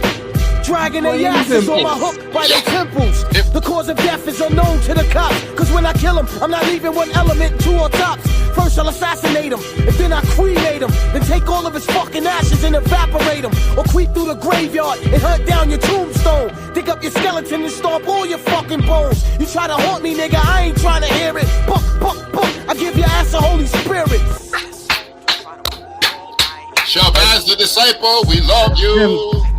That guy. Touch your right. Please explain to this court when these problems first began. The year 84, November, day 10. Overwhelmed by the wicked inspirations of an evil gen. Analyzed, my ideas has born for 400 years of blood, sweat, and tears. I saw the torture, brutal murder of my father. So my brain became stained with the horror. I'm having reoccurring nightmares of being soaking wet, strapped down to the electric chair. I got tackled with handcuffs and shackles and restrained in the bottom of a holy tabernacle. They gave me nothing to eat for 2 weeks and so my eyelids open so I couldn't sleep. About to die from thirst, that's when the minister quenched my jaws with a cold glass of vinegar. Upon my wounds they seasoned me with salt and knelt my hands and feet to the form of a cross. I tried as the blood dripped inside of my eye, refusing to die. Visions of hell tormented my fate, so I chewed my fucking arm off and made an escape. The video is crazy. Yeah, Death to the Penalty was amazing. One of the greatest songs ever. Calm down, people. Please calm down. Let us please proceed with the defendant's explanation. Into the realms of understanding and take good heed, and you could bleed while I'm scanning. 3 stages of pure hell, 60 cages of red cells. Shh, raindrops hit the pals. Path is dull and narrow. You stalked by a shadow. I pierced your skull with a fucking arrow. So narrow, only one could enter at a time. Stuck in the center, read the signs. 1,000 doors to choose. You better hurry, don't stop. Shit is getting hot as a pot of curry. On your right side, there's fire. Your left, deep waters. Watch your step, there's deep waters. What's that coming through the floor? Is a claw. Took his fucking ass to the fucking core. stroll through the dark conditions. I stone you till I see sparks and frictions. I chop you like a coal miner, then combine the drug and mix it with your blood. Some more, I give you some more and watch you crawl. Guts hit the floor, worms exit your pores. I trick you, then I'm quick to syringe deep between my thoughts and bust out your skin. You scream, portraits of inflictable pain. You can't stand, you're up to your hands in quicksand. You're sinking and sinking deep into the earth. Thoughts was possessed since the first day of birth. My mental says it's my turn to possess the matter. Stab you with a dagger up Jacob's ladder. Thoughts become shattered, confused and tragic. Fiery thoughts of gravediggers. Guilty. Oh. Kill them all. Heavens. Fantastic. I forgot about the courtroom. There's no song even close to that. That's such a one-of-one song. How do you come out the gate with a single like that? Like, that's the first Gravediggaz song they dropped. That is, and Bird of Prey, super shout out, because before we even did this week, like, I literally was quoting that RZA line 2 weeks ago online. I'm like, this is my favorite Gravediggaz line, and I wrote it on Twitter. I like, quench my jaws with a cold glass. He rhymed. I was like talking about my favorite rhymes. I'm like, RZA rhymed minister and vinegar, which is sick. But I'm like, yo, like, the line is insane. I'm like, no, I've never heard a punchline with drinking a glass of vinegar. Like, yo, man, the horror you guys come up with is not even just murder. It's just insanity. Yeah. all kinds of nuts. Yo, I wonder if the legendary skit on 36 Chambers comes from all this nonsense that RZA was thinking up with his Gravedigger buddies. Yo, this is straight torture skit. It could have been on this album. Right. Yo. He's feeding you. He's feeding you. Take you more, just your nutsack. Bang it with shit with a spike back. It's crazy. Yo, that show. Yes. Absolutely. But yeah, Shackled, Tabernacle. Yeah. Really good. Yeah. Yo, quick shout out. Like, Death Be the Penalty is one of the greatest and most legendary mythical songs in my life. Unbelievable.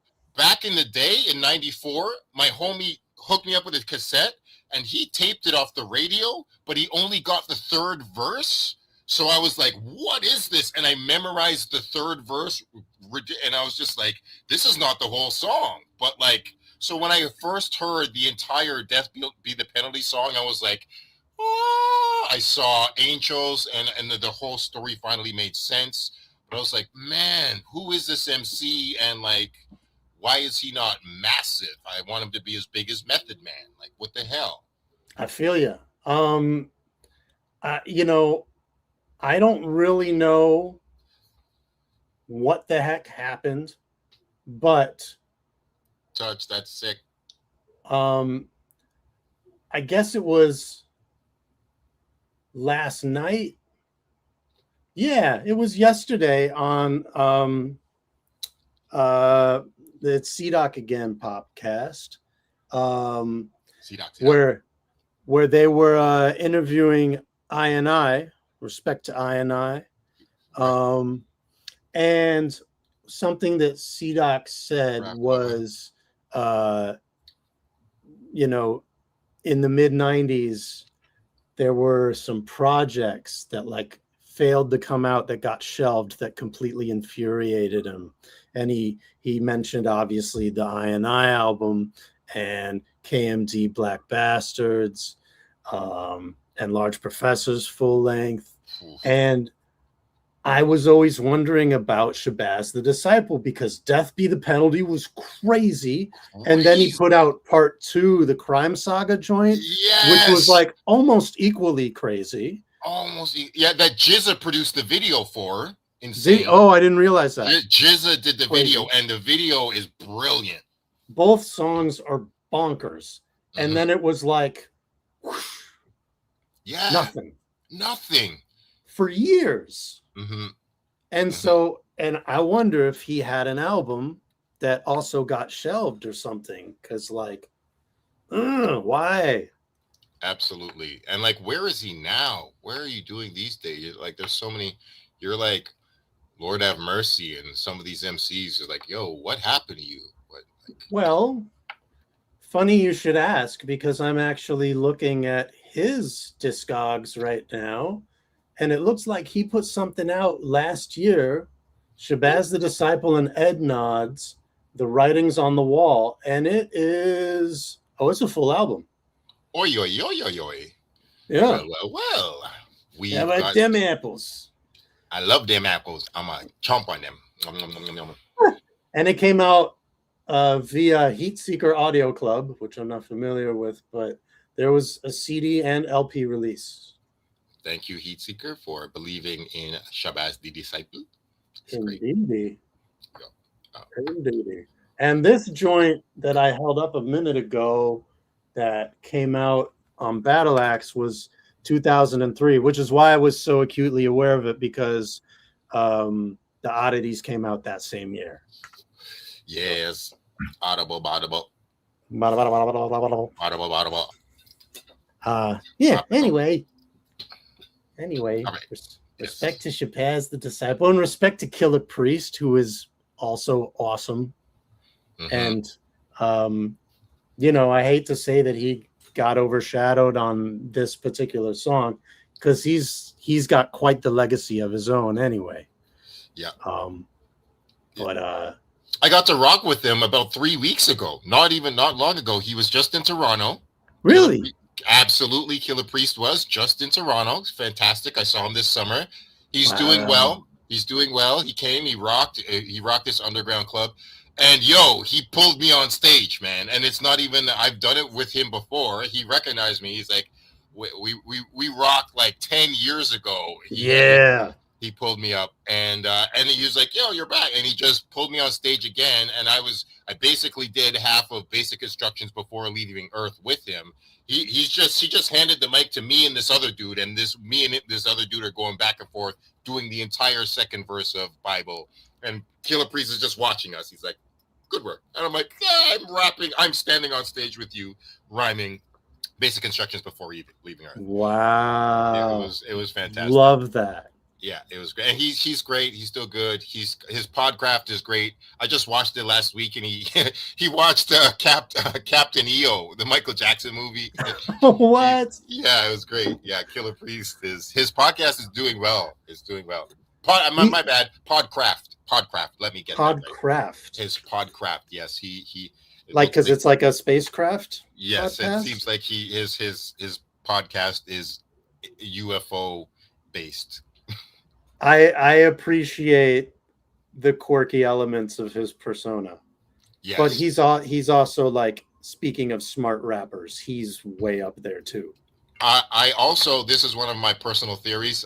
Nas is my favorite solo rapper of all time, virtually. But if we're on 3 days out of 7, Killer Priest is one of the only rappers on the planet that I think could fuck with Nas. Not every day I think that, but there's like a group of 5 rappers who I'm like, you might be sometimes better than Nas when it comes to dropping jewels or certain aspects. Like when you're painting a space astral verse, I think maybe nobody on the planet can fuck with Killer Priest when he's rhyming about like next level space and spirituality and astrology. And that's fair.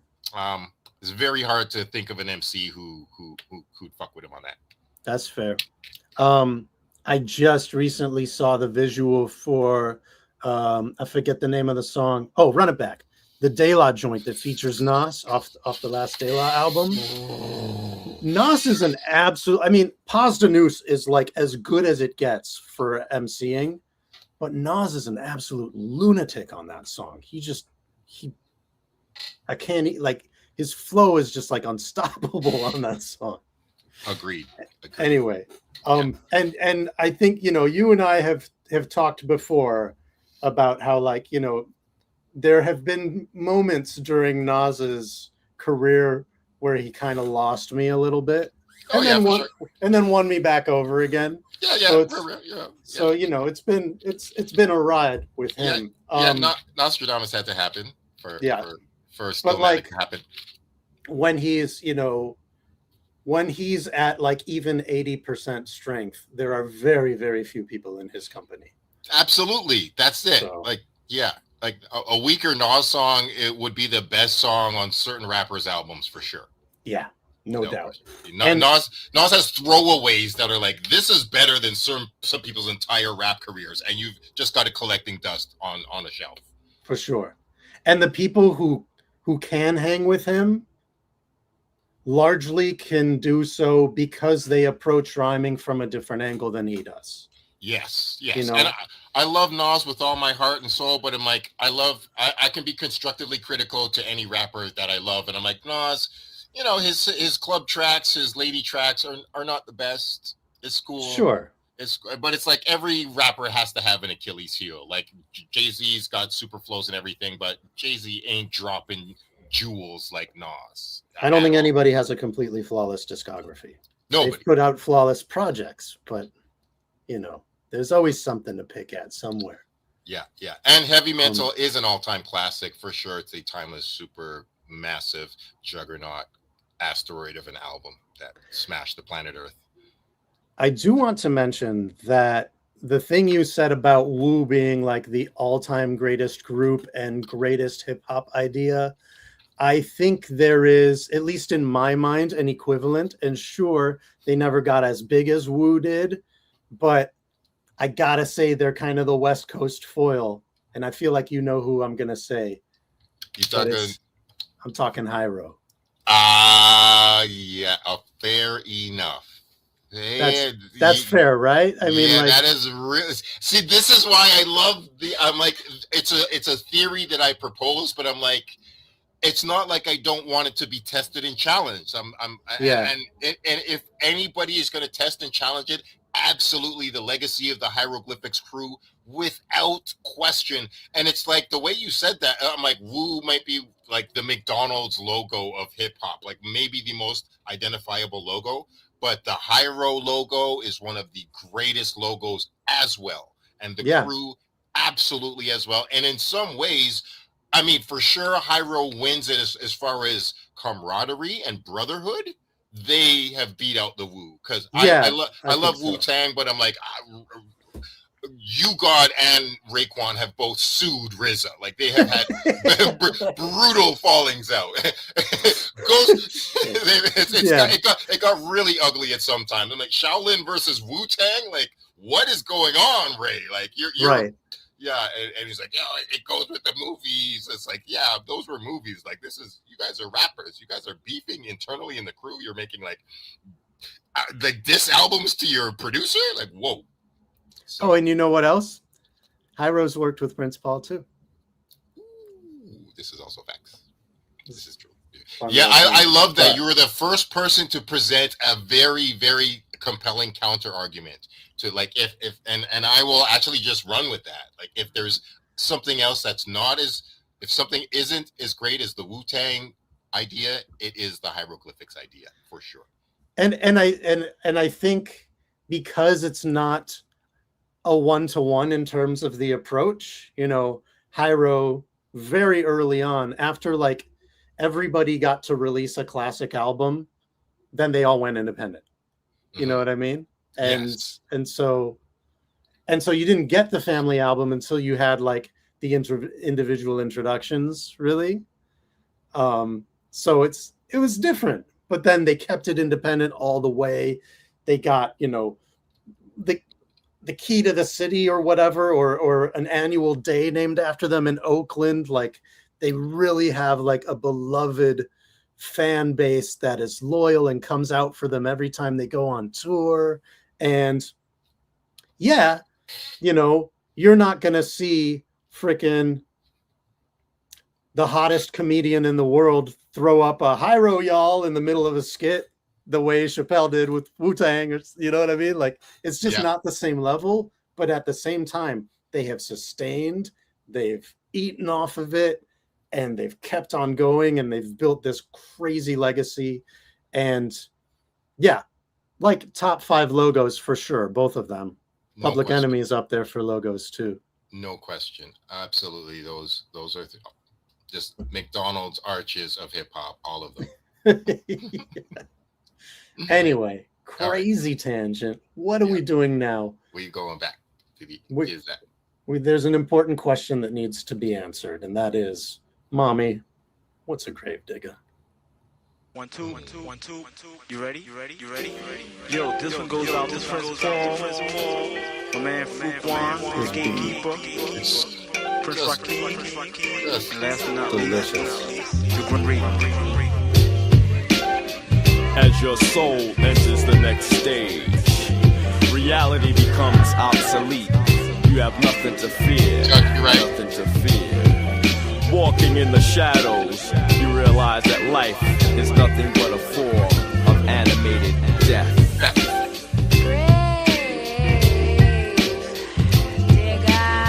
And to my right is the one that they call the Grim Reaper, the Grim Reaper. Sparks through the dark, I'm digging in the dirt, or digging in your brains or your skirt. Burying the past is a very hard task. I make loot and now everybody's digging up dirt. I spark the night like a roster with reefer, and to my right is the gatekeeper. Here comes the one wicked son from the slums. That's how I do when the Gravedigger crew comes. For example, leaving Caucus Bliss, half hypnotized with my mark on their wrist. The protector, specter of death, the selector is the RZA, the bloody, ferocious attack hits the body. Explosive diagnosis is fatal, like multiple sclerosis. OS, not the hocus pocus. Gravedigger, nigga, best to keep the focus. Fucking up the tracks like the fist of the White Lotus. Catch a trichinosis if you ever try to smoke this. Gravedigger. I get it. I can't get out. That's wrong. I can't get out. Yo. 1 2. Like multiple sclerosis. Yo, the pocket that man. Oh, yeah. What bookends, right? Like Poetic is like super behind and rushed, and then you get Fuquan, who's very like, regimented, and then RZA's just bouncing off the walls. Yo, I love somebody who's like RZA raps like he's got marbles in his mouth, and I'm like, I love it, man. Okay, so you know how like. Yeah, there's a lot of blue, and like the R's are kind of like not fully formed, but you know who else does that? Is, and it doesn't sound at all like RZA, but he also kind of has that in his enunciation, is Eric Sermon. Hell yeah, man. Yo, when Mocha was talking about rap songs that you don't know the words to, I literally just found a line that I've been listening to since 1991, and I didn't know what Eric Sermon said until last week. I finally figured it out. I was like, oh my God, that's what it just sounded like garbled. It's on I'm Mad, and he just says a line. I just figured it out. Like 30, almost 40 years later. So, I love that. They were making fun of Wu-Tang as they're the only cats who pronounce the W in sword. Swords. Sword. Swinging swords. Swinging swords. Swords. That's so good. Yeah. Oh my God. That reminds me of that scene in Hot Rod where he's like, what? Why? What are you talking about? Where? Sorry. No, it's like it was all good. I think Touch, you might be right. Maybe Ghetto Boys did use that sample. I don't remember, but you know who definitely did is this album. The Coup, Genocide and Juice. Fantastic. Excelente. And I don't remember what song it was or if it was a skit. Man, I got to run this album back. This needs to be an episode on this show. I love this album so much, and I haven't heard it in a really long time because I only have it on cassette. Fantastic. Yeah. But yeah, yeah. What a guitar loop though. Golly. Yeah. Oh man. And just to slow it down, and then yeah, these guys are just masters of just tempo and just the whole thing so far is fantastic, and it continues to be. Like everything is just a brand new scene in a movie. Yeah. Yeah. And there's some good oscillation between like relaxed, soulful funkiness and like high energy, sort of frenetic. Boom, boom. Yeah. And then they go into this one. This is a probably might be of a not everybody was a fan of this song. This was definitely one of the first rap-ish songs I ever heard. Oh, this Bang Your Head. Yeah, we good. Yeah. Shall we? Yeah, let's hear it. Let's go. Come on. Get up. Get up. Get up. Forgot about this. Yeah. Bang your head. Bang your head. Do it. Bang your head. Bang your head. Yo, I'm not the same that I was when I was younger. I roll with the clan from the land down under, deep in the darkness. Respect you regardless of who is vocal fry. So lounge in the burial ground, boy, my death spot. I built my house on top of Salem's lot. Front porch bloody, backyard muddy, like Enemyville. My family kills. Thoughts of humanity drove me to insanity. To all of my rivalries, I speak with profanity. Motherfuck this, motherfuck that. Bang your head, bang your head, bang your head, bang your head, bang your motherfucking head. Here comes the killer with the Gravediggaz sword. Give me room like devils in a Ouija board. I'm spelling doom ever since 6. Throwing mad souls and sticks, catching Vicks on the graveyard shift. The whole board in the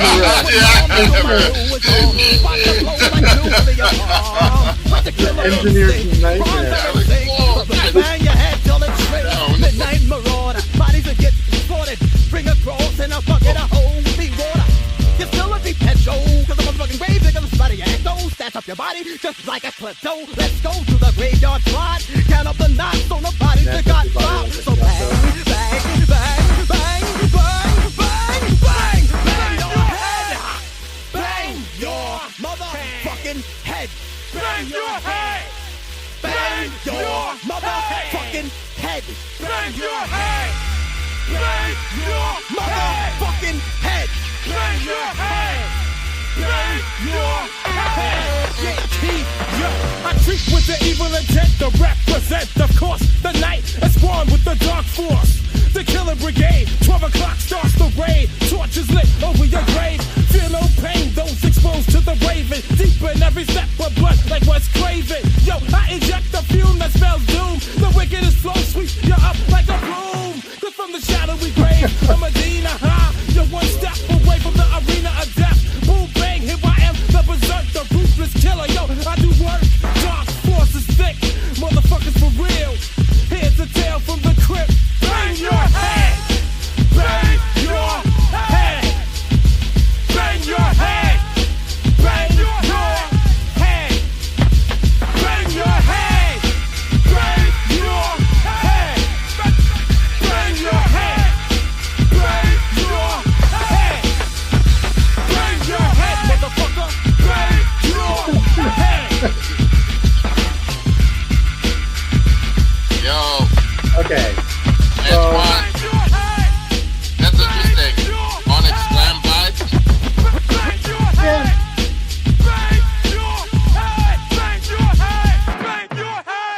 You gotta keep saying it. He wants to. Say Gravediggaz. Gravediggaz. Come on, say it with me. Come on. Gravediggaz. Come on. Yeah. When it first comes in, I get slight body count vibes.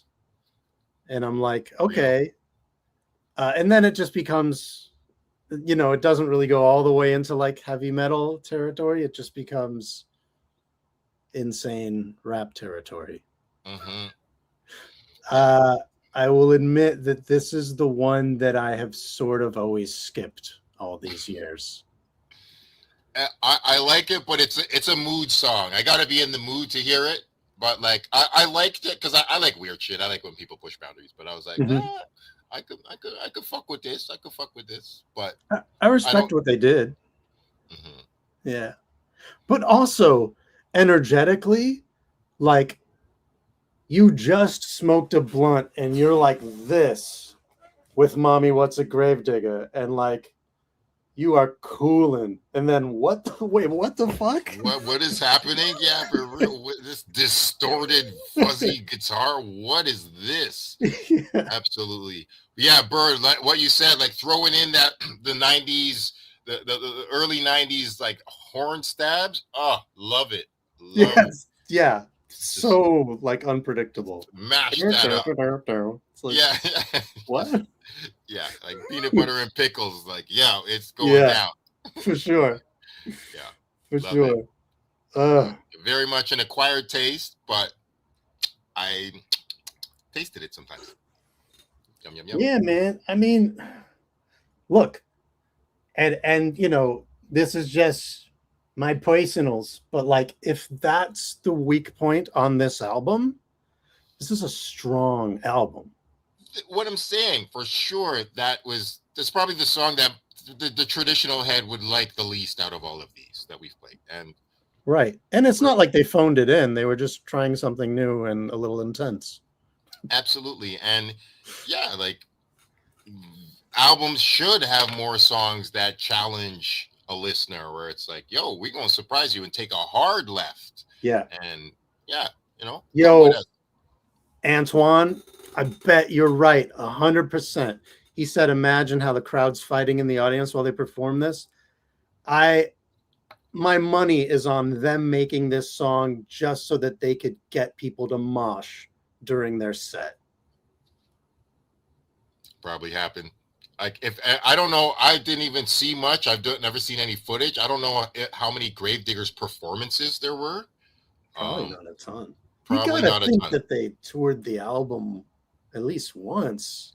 That's what I'm thinking, but I haven't found much information. I've never seen any footage of it, but I mean, they were on G Street, so.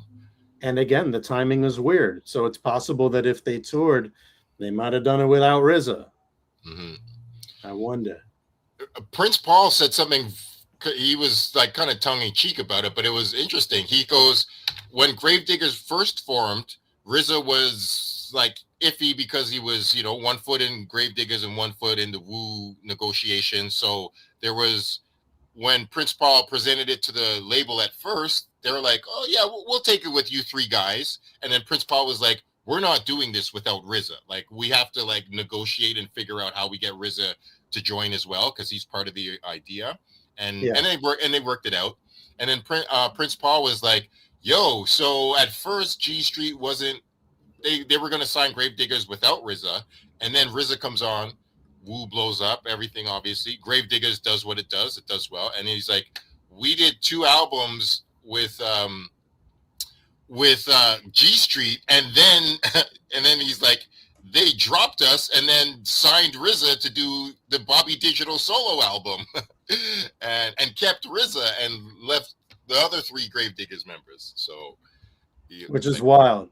Yeah, like, yo, record company people are shady. Yeah, shady business. Shady business. And it's also wild because, like, you know, even though the core of it, in that context at least, didn't necessarily even include RZA, once they came out, RZA was like the de facto frontman. Yes, easily. Yes, and he wanted to be that. It was most suited to him. His energy was the most explosive out of all the, like, shout out to everybody else that was a part of it. But, like, you know, Prince Paul has always been quiet comedian in the background. And yeah, the other guys they're rappers, but they're They're more like Master Killer, Inspector Deck kind of rappers, and RZA is a sure frontman. And Poetic was like, he was eccentric enough that it wouldn't have quite made sense for him to be the leader, right? Like, it was almost more. I mean, not quite relegated to the realm of like a Flavor Flav or something like that, but maybe more like an ODB, like where like obviously a contributing member, and he's on pretty much every song, but like, not necessarily the leader. Yes. And RZA was the loudest and angriest too. And he had fangs. I love them with them funny ass fangs. They went a certain distance though, man. That was a thing unto itself. Wu and their personalized fang fronts. The pointy rings. I love all the. Oh, man, I loved all them shits, man. RZA with that picture. Oh no, it was Method Man biting that blunt when he had the fangs in the blunt. Yeah. Yeah, like they were weird style icons in their own way. For sure.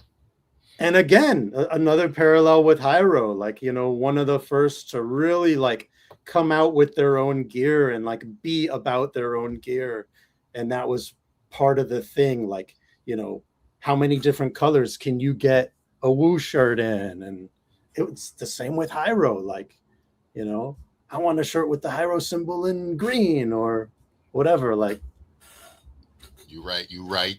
What album was the skit on? Was that on Cuban Links, where they're talking about like the different colors that they're going to come out with? No, that was on Iron Man. You talking about the Wallaby skit? Blue and green. I got blue and green. Yo. Oh no, yeah, they did it there too. But when he's like, no, but then it got cream on it, and like we do it in blue, but then it got cream on. I forget how it goes. Yeah. Maybe it wasn't on Cuban. Maybe it was on. Could it have been on Liquid Swords? I thought it was on Iron Man, or did they do a similar Crazy Visions? Yeah, I got Crazy Visions, son. Crazy Visions. Yeah. Maybe it was Iron Man. Maybe I think it might have been on. Maybe I'm splitting one thing into two. Yeah, Crazy Visions. It was on Cuban Links. Was it? Okay. Okay. But that skit like stayed with me forever. Like, and I took it as a preview. I was like, oh my God, what color are they going to come out with? I want to get. Oh yeah, actually, that was the intro to Glaciers of Ice. That's right. It was on Cuban Links. Yes, yeah. Okay, that's right. That's true. It's true. But yeah, it was. He was talking about it on there. But like on Iron Man, he actually showed it on the cover, the Wallabies with the two colors. So right. Yeah, okay. Yeah, that's right. Glaciers probably top 2 on that album for me.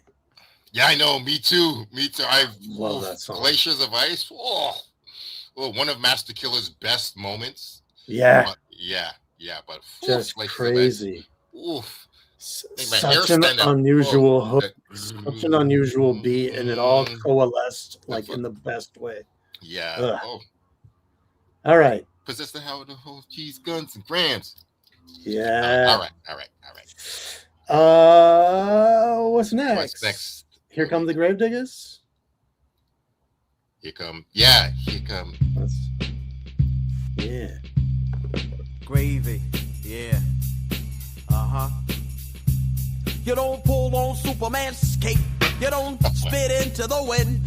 You don't pull the mask off the old Lone Ranger, and you can't fuck with me and my men. So check it out. Here come the Gravediggaz. Here come the Gravediggaz. Here come the Gravediggaz. Pray for your mommy. Competition ain't shit. Fake in the funk like silicone tips. Never on the level of a skill of a champion. Pose I like the Buffalo Bill. They go champion. And win or do a damn thing. I'm merciless like Ming. As I get the record, I navigate a course like Chekhov. Soft MCs, you better step off. Will a villain ever learn? I'm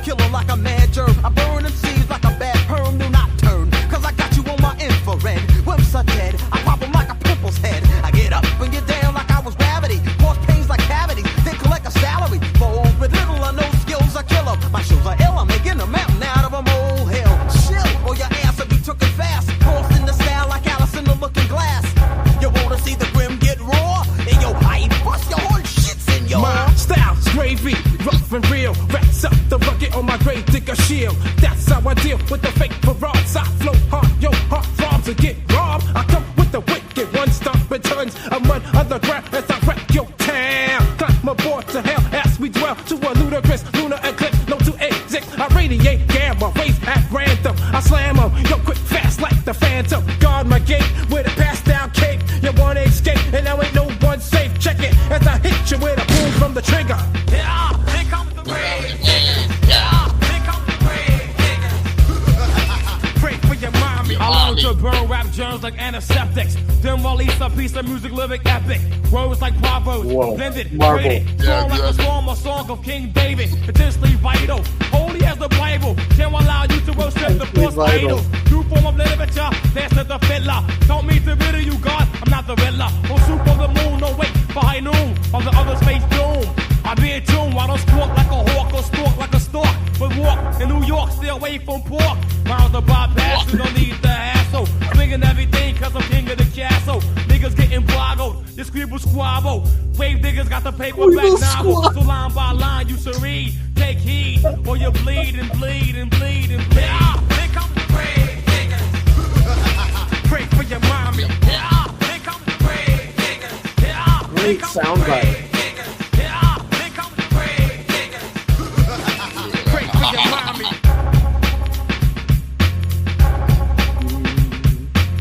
That's such a jizza coded bass line. Yeah. Production by Mr. Syme. Don't know who he is. I can't find any other credits by this guy online. Which is shocking because this beat is excellent. Pray for your mommy. RZA had to have his fingers in this somewhere. Must be. This bass line feels like 36 Chamber.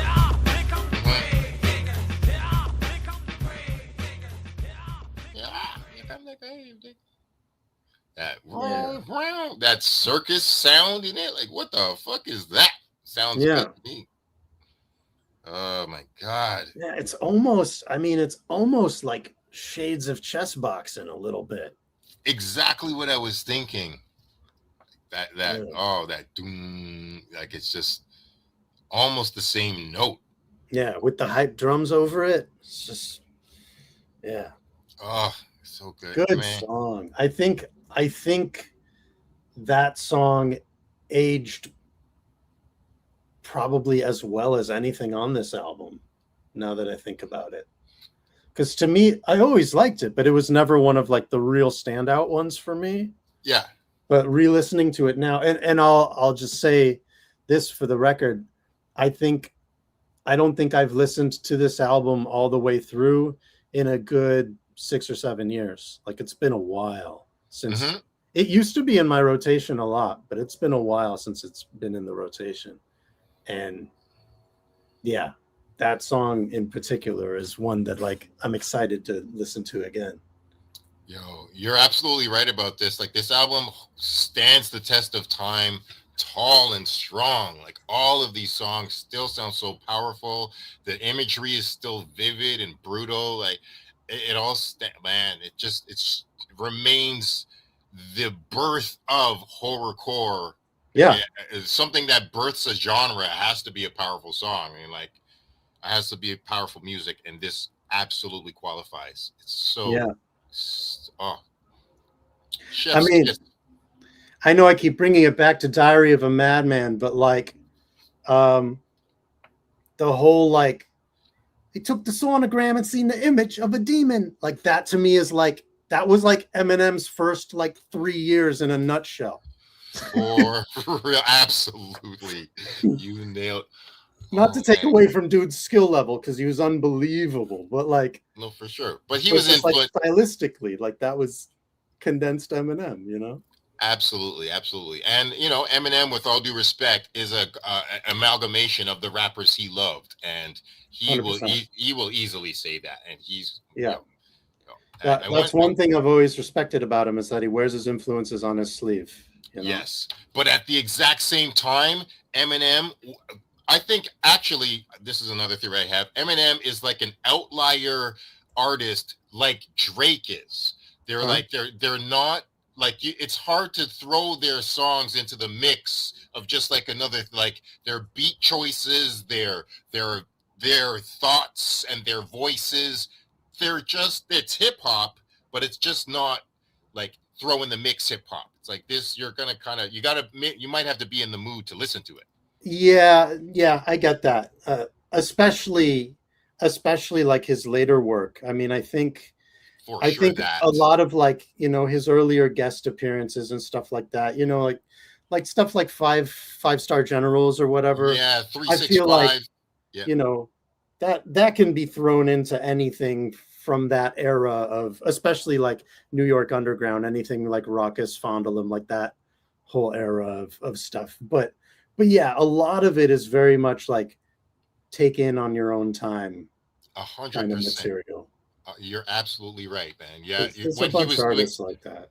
Those game game recording stuff, like like I just listened to Watch These with Eminem and Thurston Howell last week, and I'm like, yo, this shit is, you used to be rapping with these underground dudes, but now Eminem don't rap with anybody, and he's like, I do my own thing, and I come out when I come out, and like I got my fan base, and like a lot, like a percentage of his fan base aren't really hip hop people. They're like Eminem fans only, and not to take away from him, he didn't cause that, but that's just the nature of his unique fingerprint of everything. Yeah, that's just how I see it. Man, I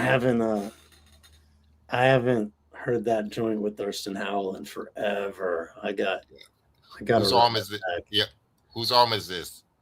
He's cut it out.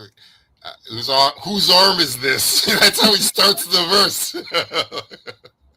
I must have cut it off at the pharmacist. Be like, yo, bro. Well, hey, I mean, RZA chewed his off, so Exactly. Eminem was totally listening to Gravediggaz on there the we go. Fantastic. Yo, Bird. Bird said, I know Mocha isn't here, but this is him and Che Imperial. Shouts to Che. Crib off Fraser Street in East Vancouver era album. East Van. I never even saw that spot. Mocha and Che's old spot. This is the on the wall. I will confess, I have not been back to Vancouver since the day Old Dirty Bastard died. I got there. Wow. I was on tour. I got there in 2004, and I got to my hotel room, and I picked up the phone and I called my brother, and I'm like, yo, what's going on? And he's like, this is like early internet, like 2004. It wasn't the ubiquitous internet where information flies around. Somebody dies and then everybody knows like an hour or two later. Like I got there and I'm like, what's going on? And he's like, yo, you didn't hear? They found Old Dirty Bastard dead. And I was in my hotel room in Vancouver, and I was like, fuck, this fucks me up. I'm, first Wu member, well, the only Wu member to die. And I was like, it fucked me up. And it fucked me up even more because my Vancouver set, I had me rapping on 2 different Wu-Tang beats. I'm like, it's part of my set anyways. And so you gotta bring it up. You gotta acknowledge it. I have to acknowledge it. And I announced it to the room, and a bunch of people had not heard that Old Dirty Bastard was dead at that point. And I'm like, I hate to fucking bring down the vibe, but I just heard some news and I got to share it with y'all. And I got to get my shit together. I haven't been back to Vancouver since. I'm not blaming Vancouver, but it's just like, it's just an association I have. And well, it was a few years later, but one of the very last times I was in Vancouver was at the time that Batin passed away. Oh shit. Yeah, and it was rough because I crashed at Mocha's, and we recorded a couple songs, and then that following morning I was meeting up with Jeff Speck to head out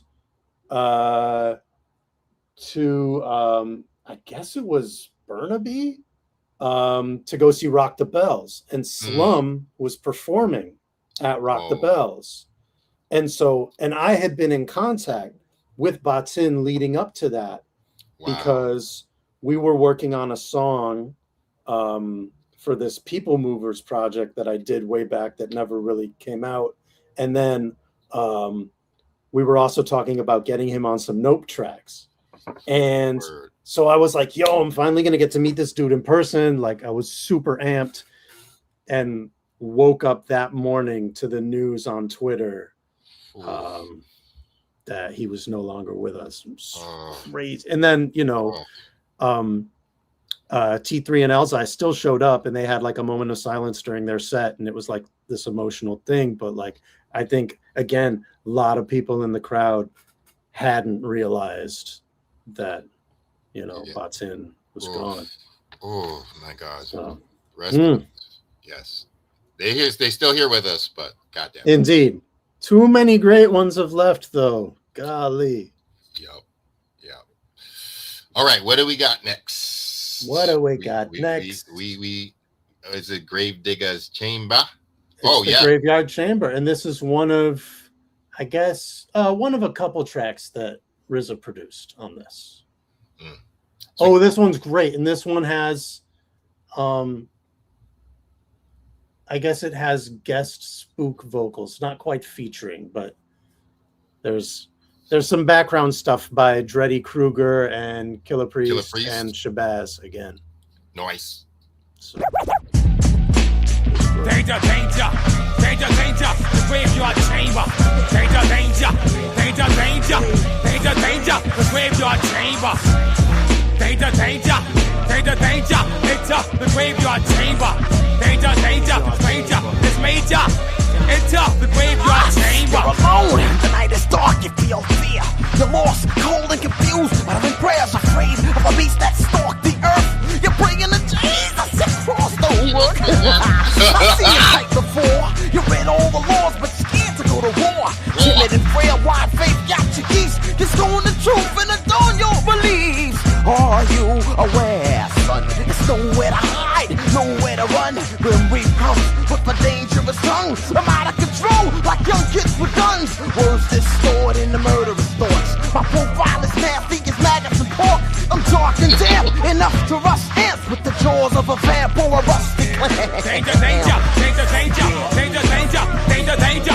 It's the graveyard chamber. I be the Bushwick Dutch master rapper. I love black women and I hate fucking crackers. Check me out.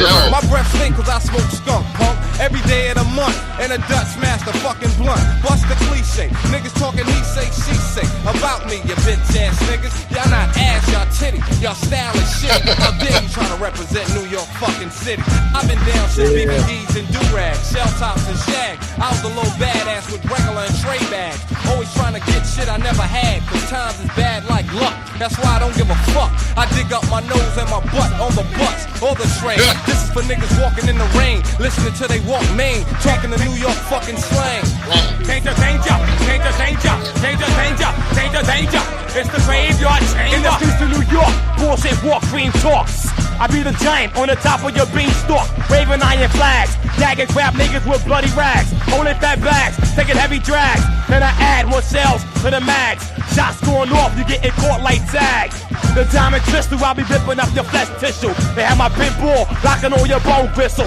Casting shadows in every battle, unravel words like Scrabble. Drag your brain through the gravel, at the speed of sound of rhyme travel. Allow me to dabble with a flow that's infallible. Maintain your order, once I slaughter, I distort a whole city. They try to make Gomorrah or Babylon. I'm running shit like a marathon. Niggas wanting done with a set like Frank Avalon. Shabazz is here to cause panic. Another fucking madman born to the planet. Sending niggas to the pearly gates. I'm psyched out, I got screws loose like Norman Bates. Shoot shit up like it's a gallery. Blowing snakes' heads off to earn me a salary. Devils choke from the gun smoke. Once I'm provoked, I shove a fifth long down your throat and let you taste the steel. Another body unidentified, ship from the potter's field. Your punk ass will get out, drum it. I'm swelling devils melon for my man Fard Muhammad. Get a crew and try to surround me. And one by one I light you up and send your asses to Kings County. Sort of a morgue supplier. You want a nigga bang? Fuck Spencer, Baz for hire. Make room, the masculine gatekeeper. Spits in a telephone form to keep you warm, you're tensed up. Niggas get rinsed up on a rock, licks a whiplash, bodies are getting smashed. So let the volcano blow and a rock destruction. Dripped on, niggas is getting flipped on. Yeah, coming after ya. I only got half of ya, other part frozen Alaska. While defying the feats of high beam, ghost of a drug fiend. On physical dreams, I breathe steam. Thoughts are plutonic, the chronic scripture. Angles and riches, I get ya. Yo, I smash like a comic, punish the drain ya. Danger, danger, danger, danger. I stalk the bass like a leopard, the microphone shepherd, and speaking parables, one or two, catch it. The brain counselor, track fertilizer, the murderizer, you never heard of wiser. Open heads like the archive, allow me to explain my brain in the dark side. Strike your beam and watch it gleam. I'm solar, steadfast, patient like Noah. The rap cipher, be the enlightener. Prey upon the weak, but strong I'm the sniper. And like that ass like gasoline. I dig through your chest like a jar of Vaseline. I leave your brain regurgitating, cramping until your rhymes are evaporating. I trip up a nigga's thoughts with a pool of zodiac signs, and I slowly attack the mind. The killer priest will bend your ideas. I see you cry in fear. There's no surviving here. Danger, danger, danger, danger, danger. It's the graveyard chamber. Danger, danger, danger, danger, danger, danger, danger, danger. It's the graveyard chamber.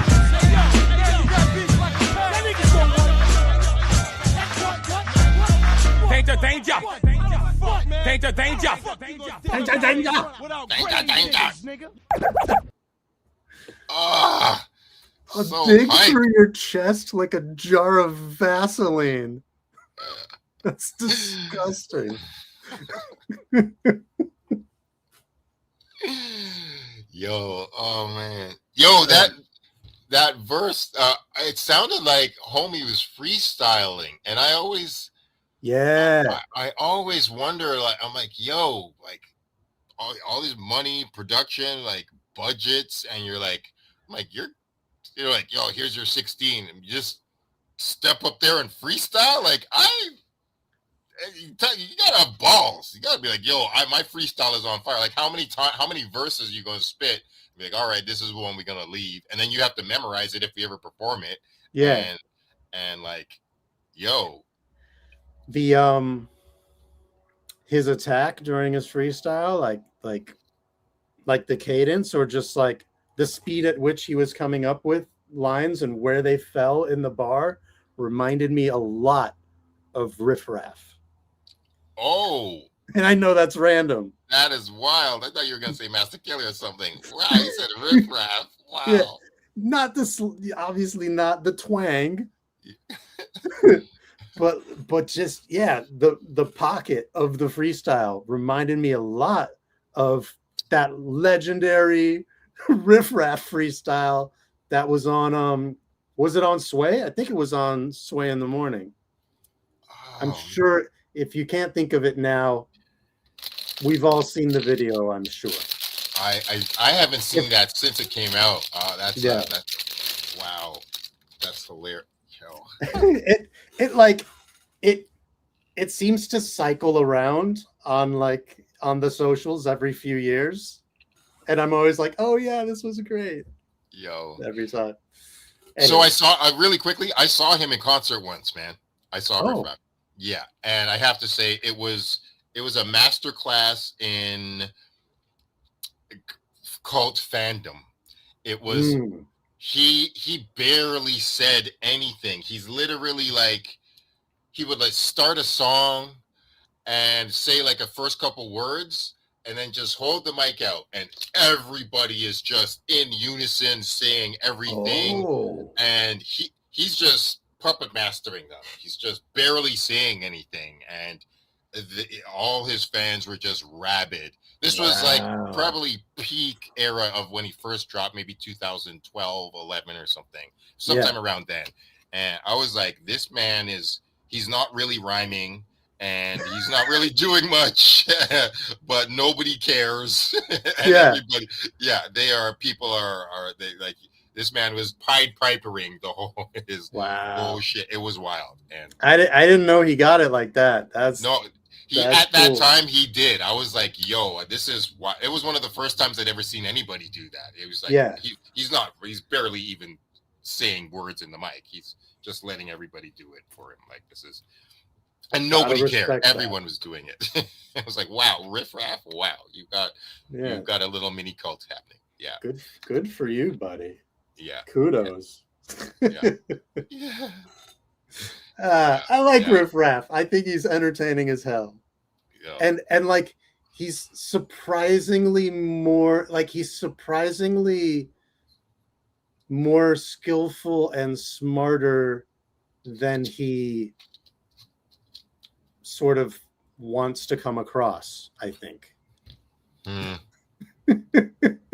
If that makes sense. Oh yeah.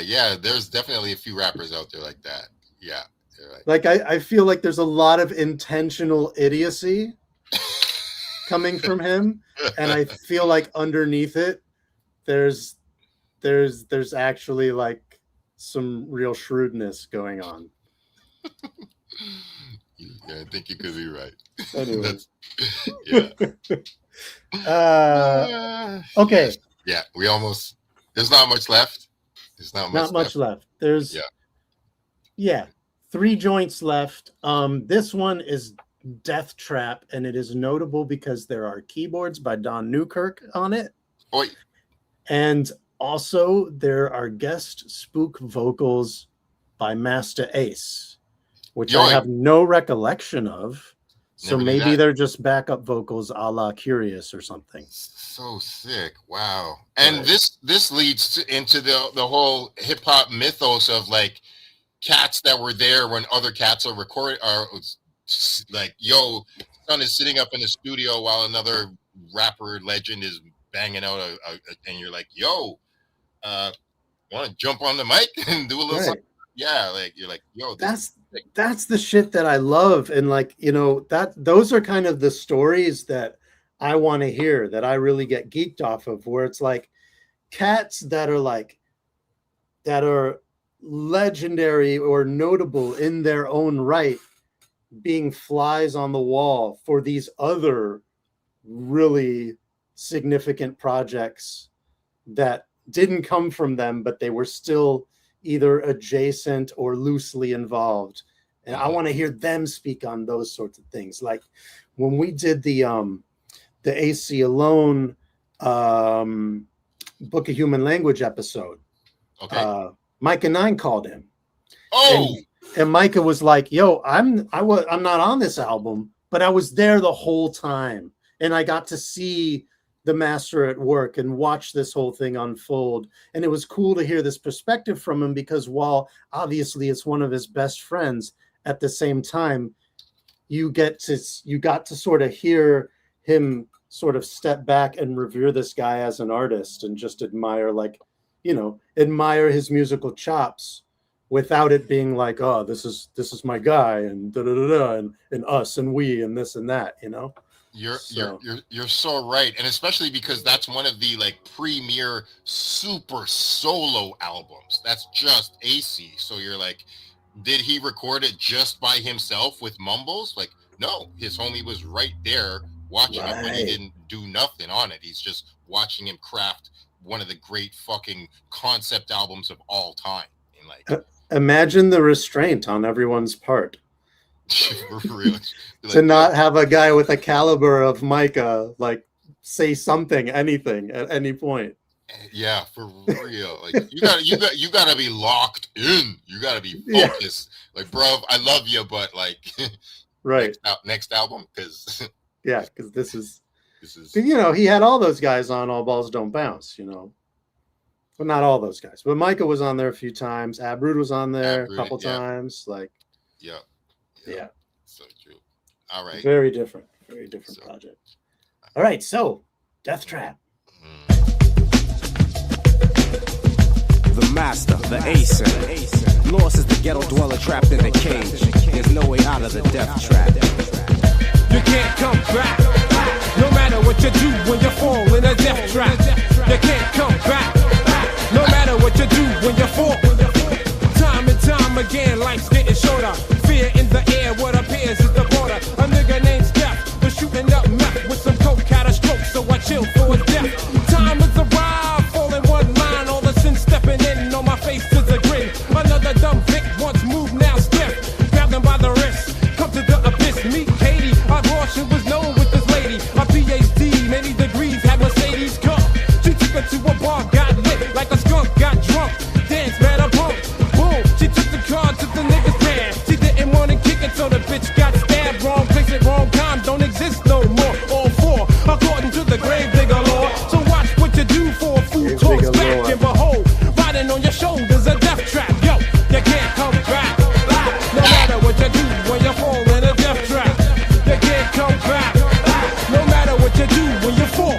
Yo, this crab named Black, well, the son of crack. And it's the natural fact. In his pockets he had stacks. Badass demon he drove. Cause he sold his soul to get a hold of the comb and gold.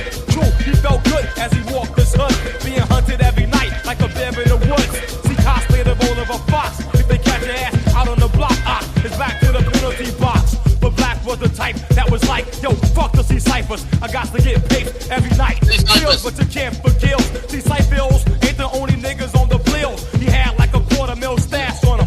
When the click came through and they blasted him. So perhaps to catching man snaps like that. Nigga Black, smack but you caught by the death trap. You can't come back. No matter what you do when you fall in the death trap. You can't come back. No matter what you do when you fall. You can't come back. No matter what you do when you fall in the death trap. You can't come back. No matter what you do when you fall. Missy had a body like a Lexus coupe. My stepfather was robbing the cradle, banging a boot. So heartbeat increased at night. She couldn't sleep. Daddy Dearest was bringing her grief between sheets. Deep stars invaded her soul, force, and mind. 6 years of torture started at age 9. At age 16, already an old maid. It seems she was caught like Freddy in a bad dream. Meanwhile, her body is being defiled. Telling her mother only brought a stage of denial. Mom telling pops to hold down, led to a showdown. For a week, shit slowed down. But one night, overcome by lust, Papa Duke tried to score just one more thrust. He should have held back. The Rizzy got an axe, gave a thick 40 whacks and threw his ass in the depths. You can't come back. Yo. Wow, that's a jam. Yo, pure movie song. Oh, just And a very like kind of West Coast feel too. yo, that the bass line. Mm-hmm. Yo, oh my god. Mm-hmm. And just the little instruments and just oh my goodness, these guys are pristine producers. Just like you're not gonna just I don't think there's barely a single song except for maybe 2 Cups of Blood that's just a loop. And even 2 Cups of Blood, they're like, yo, we gonna fuck it up.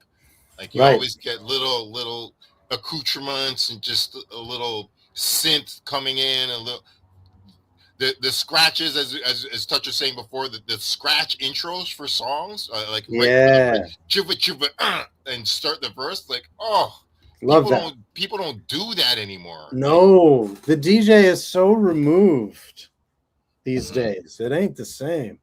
Absolutely. So good.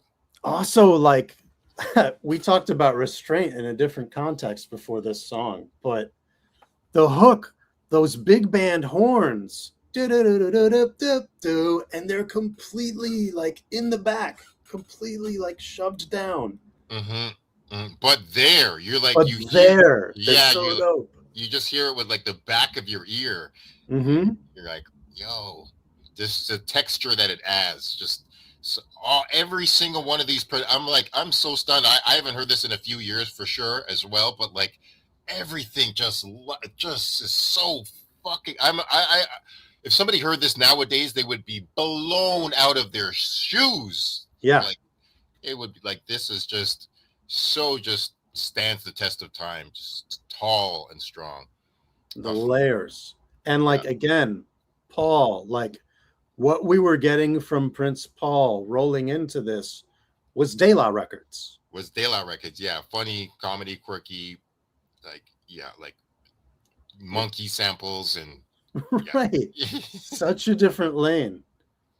Yeah. But like he translated it, man. He absolutely made the shift like perfectly. Yeah.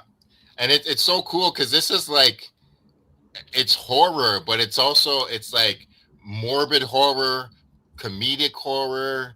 It's all these different types of horror. It's not just like murder, the whole album. It's not, because some of the other, I didn't listen to a lot of Esham, but some of the other like murder, death, kill rappers were just kind of one dimensional. And yes. And it's like, it's cool, but it's like, yeah, it's like maybe even, you know, kind of Insane Clown Posse-ish, where it's like one vibration and there's not much. Not yeah. There's a little social commentary in here. There's movie making. There's like rhyming. That's the thing. It feels like it was a very well crafted role play. Like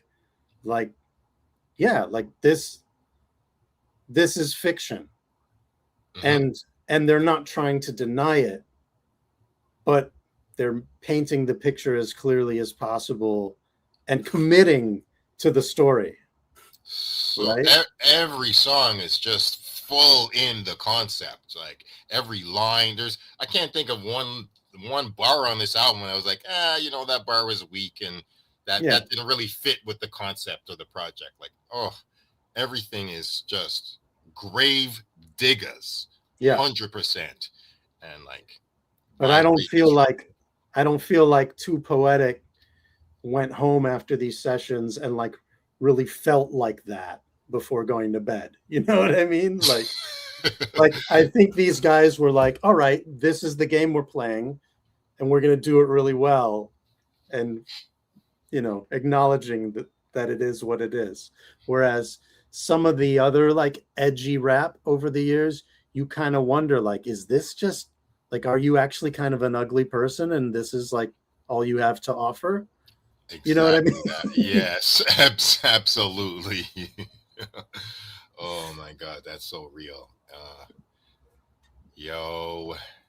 Bird, De La Is Dead is sort of the start of where Prince Paul went with this. Interesting word.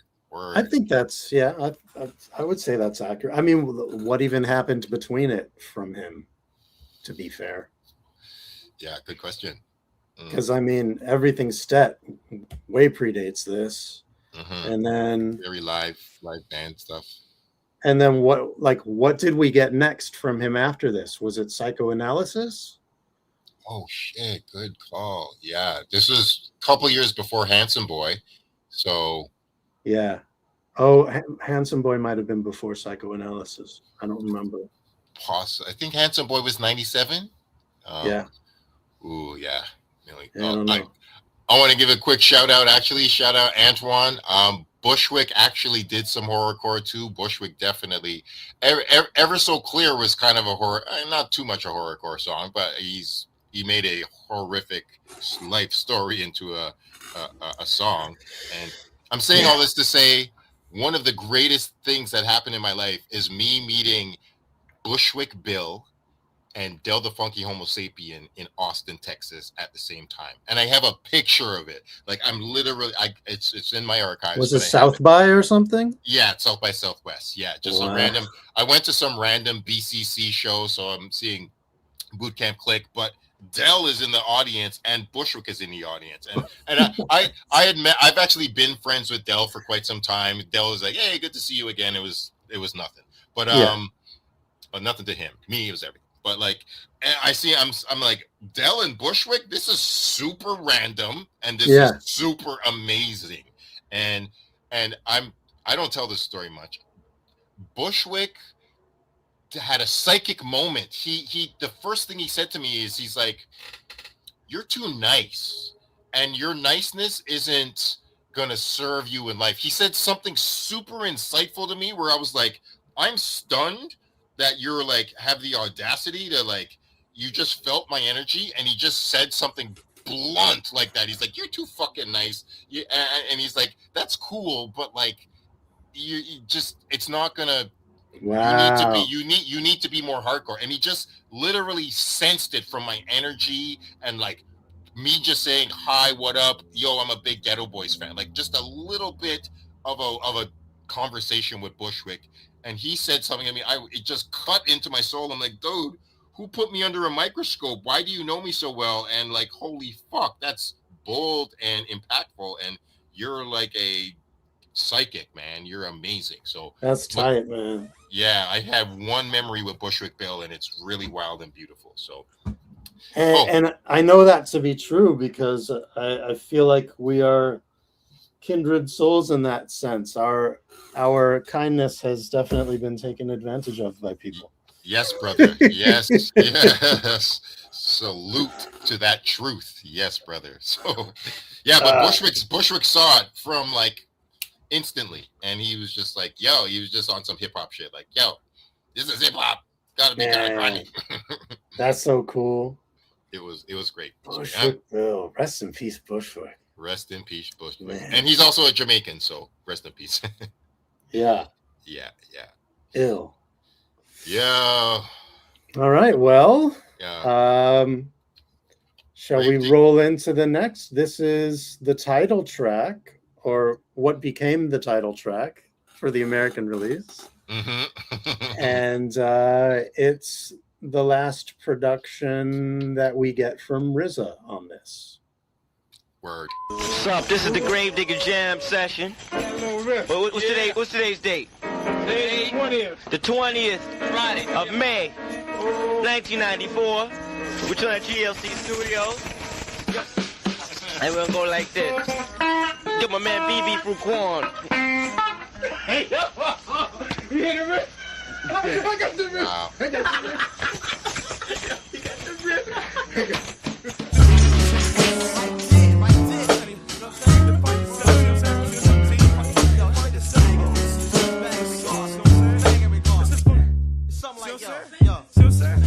C to the R to the A to the B, E to the D to the I to the G, G to the A to the zigzag Z, Gravedigger, nigga, 6 feet deep.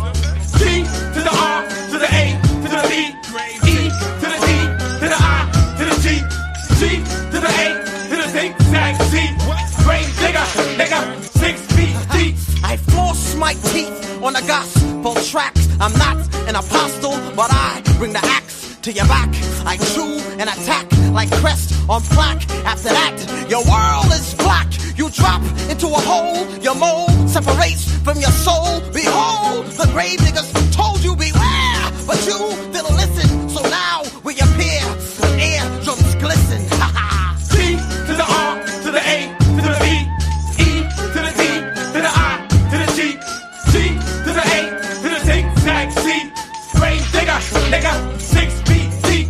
When I wreck, I commence to dissect, ready to dissect. So come, step alive and die. Next murder is mayhem, taking graves is irregular. Treacherous mangular, the boss, the strangler. Heated and wrapped in a fury, I hate.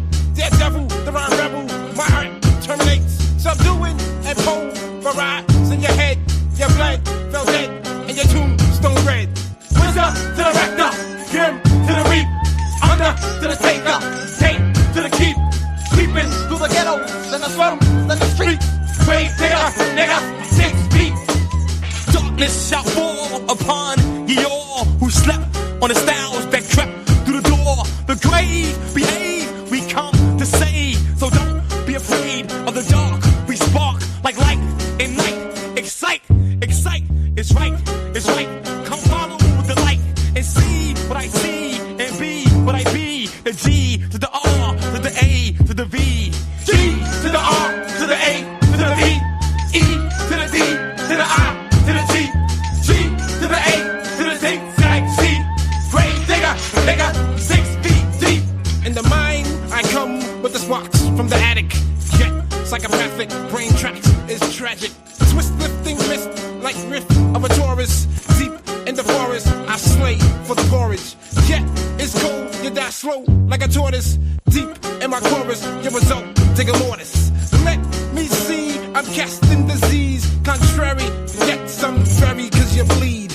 D to the R to the A to the B, E to the D to the I to the G, G to the A to the zigzag Z, Gravedigger, nigga, 6 feet deep. Demonic, the sonic is banging like chronic, and niggas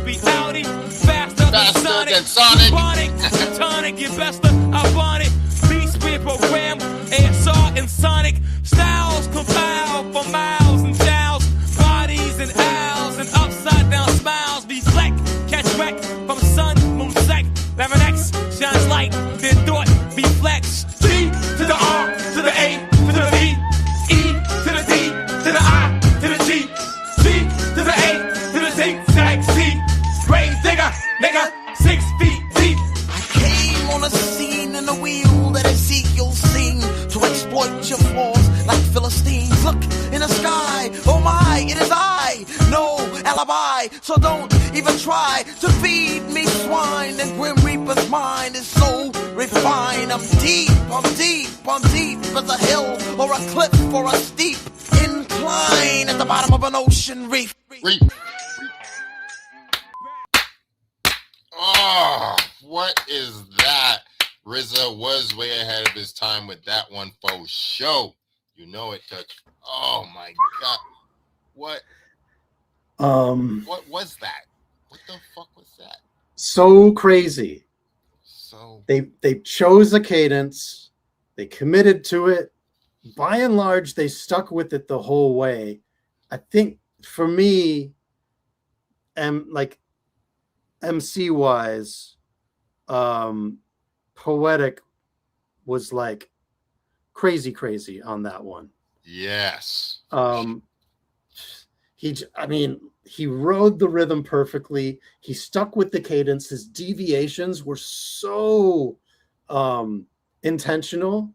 Like the shit where he breaks, oh my, it is I, and then he switches into I'm deep. He was like really style mastering all over it. Mm-hmm. Man. So just the usage of space. Yes. They're just the timing, just everybody just committed to their style in that pocket in the way they wanted to. Nobody fucked up the beat. It's just so, and like you just couldn't come and just rap forward on that beat because that beat requires you to be in that zone, or else the song's not going to work. No, right, for sure. Once the scheme was decided, it was like, this is what it has to be. Yeah.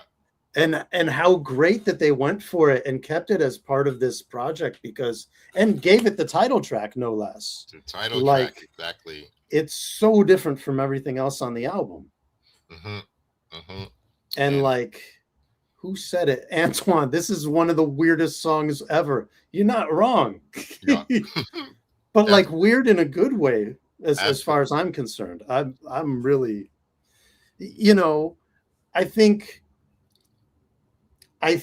at the time that this came out, I didn't study the emceeing craft as intensely as I really started to maybe a year or two later.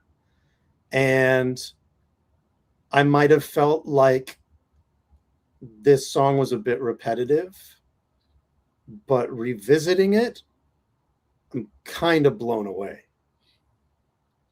Fair. I just the commitment.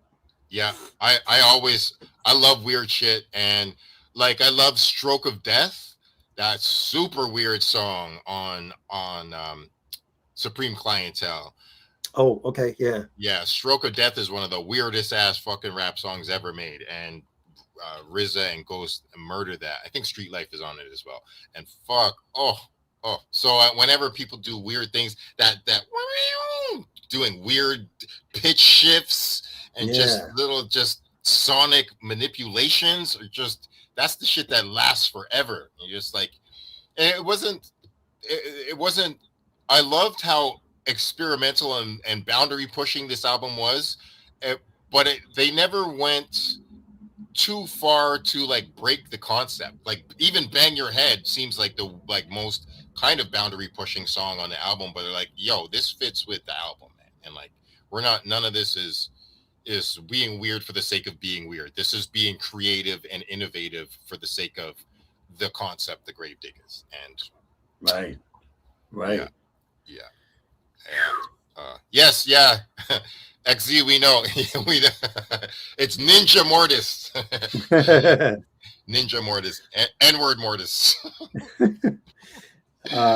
Yes, we did discuss this, and what's cool is that, and I know you were just able to join sort of in the latter part of this episode, but the version of the album that we're listening to actually is the Euro release, complete with the vocal track, with the bonus track, which we ran a little bit earlier. So yeah, kind of cool if you get a chance to run back the episode. might hear something you didn't know before. But that's really it. There's a little outro that we could play, but that is the meat and potatoes of this project, which I think was ambitious and successful.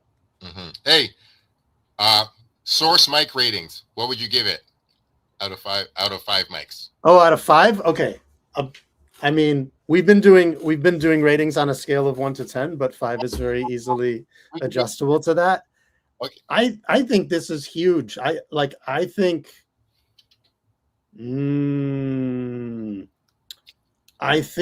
I gotta go with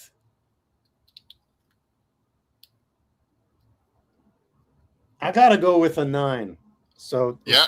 So that would be a 4.5. You literally nailed. I was gonna give this a 4.5 mics out of 5 as well, and I give this a 9 out of 10. Absolutely.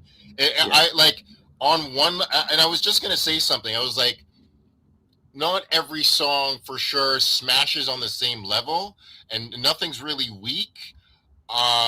As far as the innovation of it, as far as making history and making a statement, I think it is a 5 mic album. But as far as what it actually is, the actual meat and potatoes of it, I would be like, I'll give it a 4.5. Like I can't give it a 4.75, but musically, it's kind of like, I don't even know what the one thing is that's not making it it is a classic, like without a question, like it's a hip hop classic, no question. But I don't think a classic necessarily has to be a 5 mic thing, which is another weird thing. Like, I agree. I think there's a difference between a classic album and a perfect album. Yes. This to me is not a perfect album. It's not a 10 for me. I was vacillating in my head between 9 and 9.5. So maybe I'll give it a 9.25. Mm-hmm. Which reminds me of, like, I forget what it was. Going back to the source, I think it might have been Extra Prolific, like it should be. Mm-hmm. They gave his album like 4 mics and like a knuckle. Oh, word. Yeah, like there was like a shaving of the next mic. It wasn't quite a half mic, but it was like a shaving of a knuckle. I was like, all right, I guess that's a rating. Yeah, 4 and a finger. I'm like holding the mic. Yeah. Yeah, 4. Yes. Oh my gosh. Oh. Hey, I wanted to bless you with something. Because I'm on Body Hat. Yeah. No, is that it? Oh, hell yes. From the man himself. I would not. God. I literally, maybe my greatest hip hop story of all time. I won't take too long. But sick. It's a different color on each side. Yes, I got some real Humpty Hump glasses. It is the most, speaking of cinematic moments, this is maybe the most cinematic moment of my life. He had just performed I Get Around. He's doing all these amazing things, Humpty dance, everything. And I was just losing it. I'm front row screaming, going crazy. I'm like, I'm seeing Shock G right now. This is insane. He does I Get Around, and I'm like almost passed out. I mean, this is my favorite Tupac song. This is fantastic. So he sees me wilding, and he doesn't say anything. Just like he's rocking these, and he goes like this, takes them off his face, throws them. Everything turns slow motion for me, and these are flying in the crowd, and I'm like, I will murder all of you to grab this. This is for me. I have given so much love. I think he's throwing them to me. I want him to be throwing them to me. So he throws them and they're flying and I grab them and I'm like, oh my fucking God. Shock G gave me some Humpty Hump glasses. Yes. And I have these and Danny O was beside me. And I was going to say, can't leave that part out. Yeah, Danny O was beside me. He's like, dog, you deserve that. That's amazing. He's like, can I just wear them for a moment? I'm like, of course. So he like tries them on, puts them on. Danny O. It was amazing. So this is peace to Danny O, the whole Monolith crew, Mono love. But yes. So, I'm very happy to be on the Body Hat weekly with the homie and My love this. man. Yo, man, this is Thank fantastic. you for joining. And Shout I'm so out, glad Mocha. because I think last time you were here with us, during which we did the LONS second album, which is an episode worth checking out. Not to like toot my own horn on this or anything, but like beep, beep. y'all should check that episode, obviously because Mindbender joined us, but also because we get into some real like fascinating isms about all of that. And he told the story then as well, but we didn't get to see the actual prop. Exactly. So this is full circle moment. I had to debut.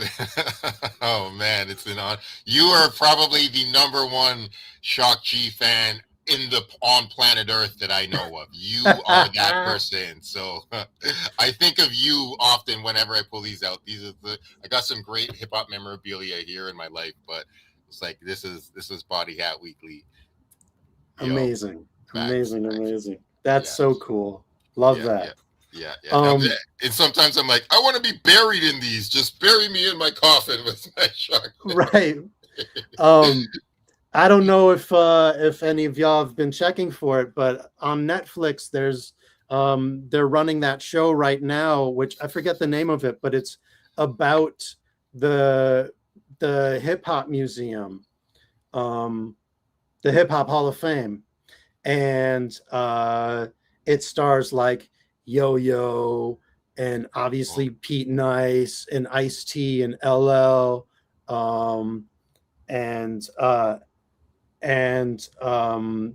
their whole shit is they're like going around to different luminaries in the hip hop world and collecting artifacts for the museum. And shit. Just a couple nights ago, I watched the episode where Yo-Yo goes to the Bay and visits with Money B and Young Hump. And they end up getting the giant nose that Humpty emerges out of in the Return of the Crazy One video. Speaking of Body Hat. But there's this whole segment where she's talking with Young Hump, and Young Hump gives one of his noses for the museum. And he's talking about how like there are probably hundreds of these noses floating around because Shock used to custom paint new noses for shows all the time. Sick. And so like there's a lot of people who have Humpty glasses, but no two ones are the same. Yo, that's too sick. Isn't that ill? It is so like ill. So you are part of a very elite club, but your piece is unique at the same time, you know? It is true. It's such an honor. I like, oh my God, I am so in love with them. I love Shock. I love you, homie. And like, yo, this is such, I'm talking about Wu being one of the greatest symbols. As far as like, this is one of the greatest hip hop, maybe the most hilarious and like imaginative hip hop artifact. This is up there with like the Flavor Flav clock. Like, yeah, certain things. I don't like. And that's all it took. Sickle. That's all it took to pull the wool over everyone's eyes for a hot minute. Yeah. You know what I mean? Like, yeah.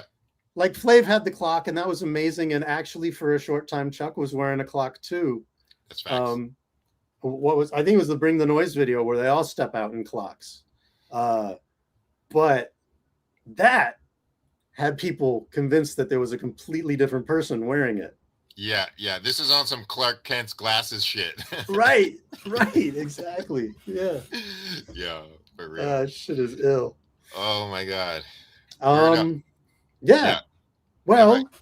I think we could probably cut it here. I think I don't know that we really need to run the outro. It's been, man, we went 3 hours. There's only been a few times we've gone that far. So thank you to everybody who freaking toughed it out with us. It's been a pleasure. Thank you, Mindbender, for joining me on this. I knew you would have some gems, and you did not disappoint one bit. It's an honor. And Thank you, Jennifer O'Jenny, behind the scenes. Jennifer for O'Jenny, riding thank with you. us. Thank you for being she the queued DJ. up every song. Like, yeah, she DJ'd this night. So Yo, y'all give her love and respect. The drops are great, and yeah. Shouts to C-Doc for loading up the the music for us and all of that. Yes, thank you for that European edition. That's a really, because I had never heard that Gravediggaz song to this day, and I heard the Wu-Tang European edition of Wu-Tang Forever, which has a bonus song called Sun Showers, and so I've heard that. I try to be a completist, but I never heard that, and that Gravediggaz song we just heard, which was jaw-dropping. And me neither. And like I get why it was left off the US version, but like super cool still. Absolutely. All my people in the comments, Antoine, XZ, Bird, yo, you know it. Yo, Touch, my peoples, mad love. So much love. Bird. All the real heads. I hope I see you next time I'm in town. Antoine, NJ to AK, Niaz Raki, the whole crew, man. Touch. Thank you for coming through. Chad Garden. Much love. There you go. We will see you next time. Let us know what you want to hear in the comments. Word up. Mindbender loves you. Peace out, family. Body Hot Weekly. Shout out to Work. Yo, shout out to Moke. All right. Indeed. Yeah.